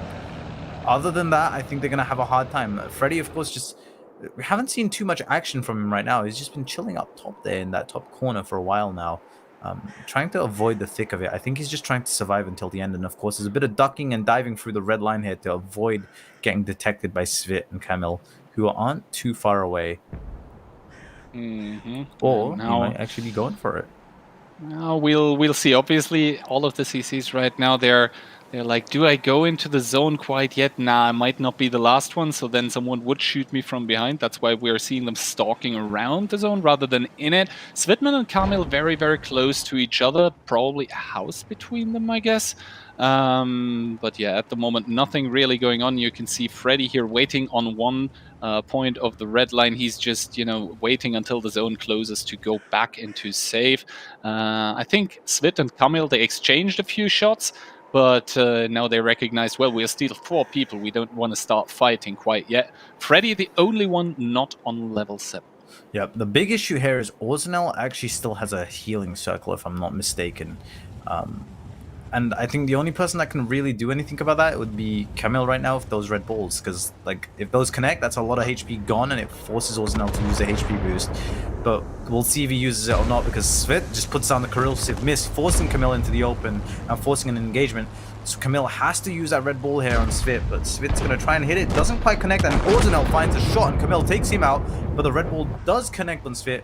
There goes 500 HP for Svit, but I don't think it really matters at this point. Orzenel is sitting in a very comfortable position now. Healing zone. That is what it all depends on. Now, Svitman and Freddy, they are fighting for second place here, basically. And we do see Orzenel, he does have the healing zone. So now he pops that one, and that means his healing zone, it will counteract the heal of anyone else. The other 2, they will die before him. We can see per second, it's 10% HP ticking away from every single one. Svitman, in, I guess, a last-ditch effort, trying to reach the Valkyrie to do damage from him, does get destroyed by the zone. Freddy also picked up, and we are left with a Valkyrie victory here. Yes, he does die. Aussie also falls, but he is the last one to do so, and this in turn means that we are left with Aussie taking this round here. Yeah, I must say that was a bit of an anticlimactic ending for my taste. I was hoping for lots of explosions, lots of action, but to be fair, it is Steel Hunter, and like, well played to Aussie for realizing that, hey, I don't need to fight here. And also to who was it? Was it Freddy? For also realizing, hey, I don't need to fight here. I don't need to get stuck in. I don't need to bleed my HP and waste my consumables. I can just chill here, have a low pressure game, and then win it just by outliving the enemies. And so well played to both of them there. To be fair, Svit of course trying to make that last ditch effort, and of course again Daki, second time in a row getting Arty Strike for a lot of HP. I don't think he's going to be happy about that. But let's take a look at the replays, shall we? Yeah, indeed. Let's take a look at those replays, and this already is the play of the round. Right here for me, it is Hudi overturning himself, and in Steel Hunter you have 5 seconds until you get respawned, just like on your tracks again. I'm not sure if you saw that there, by the way. So exactly as Hudi respawned, the shot phased through him because of the respawn. That's relatively unfortunate, but it didn't really make much of a difference. Of course, here we see Daki picking up the double kill on Raging and QB, who I believe tried the third party, and then Svit, of course, taking out Tactical Nuke at this point. Yeah, it's just the Berserk, just bringing the added DPM here. Tactical Nuke not really standing a chance. And then we do see here Daki stopping to try to get a shot into Rishek, and that is his immediate undoing. And now this, I think Svitman, he saw, Skill, he saw that Svitman was level 7 and he didn't want to give up points to anyone. He just recognized he was dead and he's just denying points for this. Or other possibility is he wanted to start the stream early because we're going to rate him after for his birthday. Please be sure to congratulate him on it. This was Kamil Eater and Rishek here in the one-on-one, obviously with Kamil taking the victory. He immediately dies after to Orzenel, and now this is just the healing duel, which the Valkyrie wins by default because of the healing zone. And this was basically the standings of the players for this round, which should be coming up on stream shortly, but obviously there's something else we are all interested in. Yes, so what might that be, Key? Would you like to remind us? Obviously where the next ice stand is. I'd love an ice right now. Is it that hot right now? To be fair, honestly, so honestly, like, I I don't know, Orznell gets 43 points there. That might be enough to upset the standings, to be fair. Of course, Daki not doing too good this last game, only getting 22 points. Who else was up there? Tactical Nuke wasn't too far away from the top 3. He's at 22 points. I don't know. I think we may be looking at an upset here. Orznell with 43 points, Freddy with 36, Svit with 31, Kamil with 26, Rysiek with 24, Tactical and Daki both with 22, Skill with 20 points, VDR with 16, Strunk Maxi with 12, QB with 10, Mouse Acrobat with 9, Raging with 8, Tankalit with 7, Miss Jackie with 6, Mr. Chef with 5, Papa Powian, it was not his day in this game. 4 points. He's gonna end up 206. Yeah, I think. I still remember. I think it was 202. So he is 206 now. The question is it gonna be enough? It is. And indeed, it's gonna be enough. Those 4 points putting him on 206. And I think we have a very grumpy second place here. Daki getting full HP ammo-racked by an airstrike. RNG at its finest, and this in turn means that he's going to take the second place of the September CC tournament, followed by Kamil. This in turn means obviously that Papa is going to get that juicy 1k. Daki is going to get 750 and Kamil is going to take 250. Meanwhile, Tactical Nuke, Orzenel, Freddy, Svitman, Mr. Chef, Strong Maxi, and Rysiek as the top 10 are going to auto-qualify for the next tournament.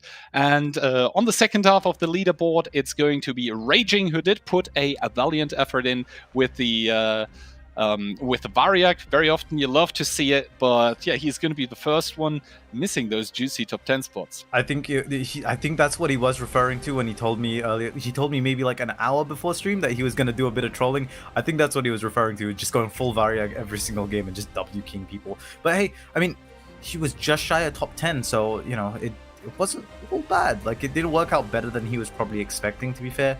Of course, Daki must be fuming about the airstrikes because he could have stolen the first place slot from Papa Powian.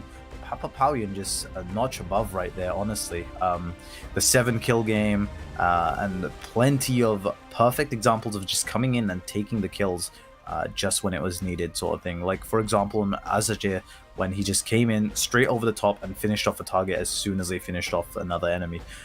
It goes to show how much of a difference that map awareness and situational awareness goes to make, honestly. Anyway, that for the time being shall have been the Steel Hunter September tournament with the CCs. We hope you all enjoyed watching that one. Don't forget to tune in to tomorrow's stream, which is going to be the Tankfest stream. So not quite the stream of the year, but it's going to be a huge one anyway. There are going to be very, very prominent guests. I can say as much. There is going to be, I believe, real-life tanks driving around. A lot of interesting stuff. The drops are also very juicy. I think there is the chance for Tier A premium tanks, if I'm not mistaken. And yeah, that being said, we are going to raid you over to Skill for LTU, who didn't have the best showing today, but it still is his birthday, so we are trying to make him a little present there. Ixta, the last words belong to you. Thanks for casting. Thank you so much for having me, everyone. Thank you for watching. We hope you enjoyed this tournament. To all the contestants, thank you so much for participating. It was a pleasure watching you all fight against each other and put on a spectacle for us all. To everyone in chat, thank you for watching. We hope you enjoyed collecting your drops and also enjoyed watching the gameplay. Once again, don't forget we're going to be rating Skill for LTU, and it is his birthday, so wish him all the best once we get over there, please. That's all from me, I guess. Yep. Thank you for watching. Bye-bye. And have a nice evening. Yeah, bye.